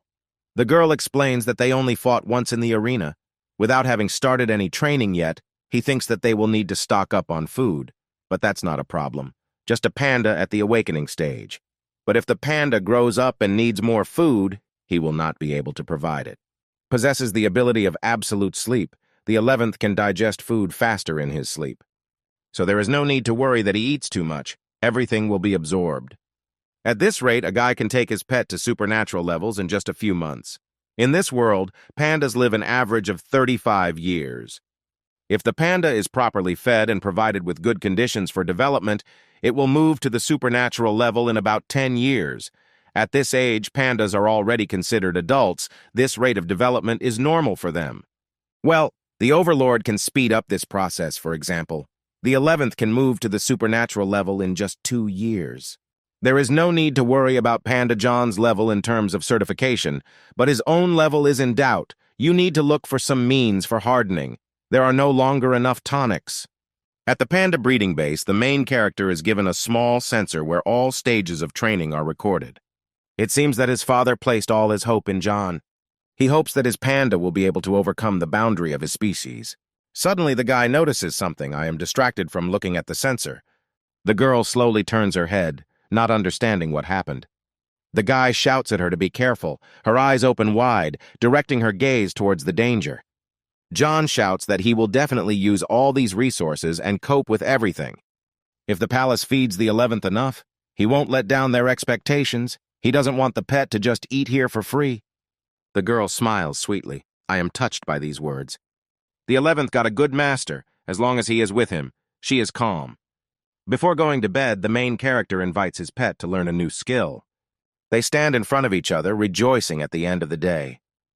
The panda wants to see the limit of his capabilities. His owner notices that he is working harder and harder, but he is gaining skills just like that. This is not very good. It is imperative to compensate them with labor. John activates learning a new skill by laying his head on his pet. Waking up in the morning, the main character slowly pulls himself up in his bed. It's good that he takes tonics. With such an expenditure of energy, he needs to sleep until the evening. The 11th already has the skills of the gram palm at an experienced level. It is unknown whether anything else can be learned today. John notices that his pet is sitting tiredly on the rocks, not exercising at all. He does not understand what happened to his animal overnight. The guy slowly approaches him, asking what happened because today he is somehow quiet. The pet explains that hardening at a deeply studied level and thunder palm at an experienced level will probably be difficult to combine. Don't train all night, sleep well, eat, but still can't combine skills. John, looking at his insect, thinks that he must have been very scared because they trained all night. It's probably a matter of insufficient level, but they will succeed. The 11th is touched by this, thinking that he has a very kind master. Again, you need to go in the yard. The main character will no longer allow the panda to train at night. Because he eats a lot, let him sleep better. I should have asked yesterday if it was possible to order delivery, otherwise going out for food every day is quite tiring. Arriving at the palace, John meets his teacher. He asks if he wants to explore the trace of antiquity. According to the military's feedback, this place is indeed better for training. With his abilities, he can get a lot of benefits. The teacher needs to leave the city for a while. If there are any questions, he asks to contact his daughter. The gray-haired man explains that the whole city buys food for pandas here, and they also have delivery. The teacher said that he can freely use all the resources. Delivery is also included. He only needs to indicate the quantity, address, and delivery time. The guy is happy with what he heard, and then asks for a triple portion of the panda's daily food every day. There are 3 days left before the research campaign of the Association of Overlords. We have everything we need, namely tonics and food. And now you should learn a new skill, the skill of intimidation. The main character begins to cast a spell. Starting today, his panda is the king. The 11th is undergoing a great transformation. He has learned all the necessary skills. All that remains is to improve them and become stronger.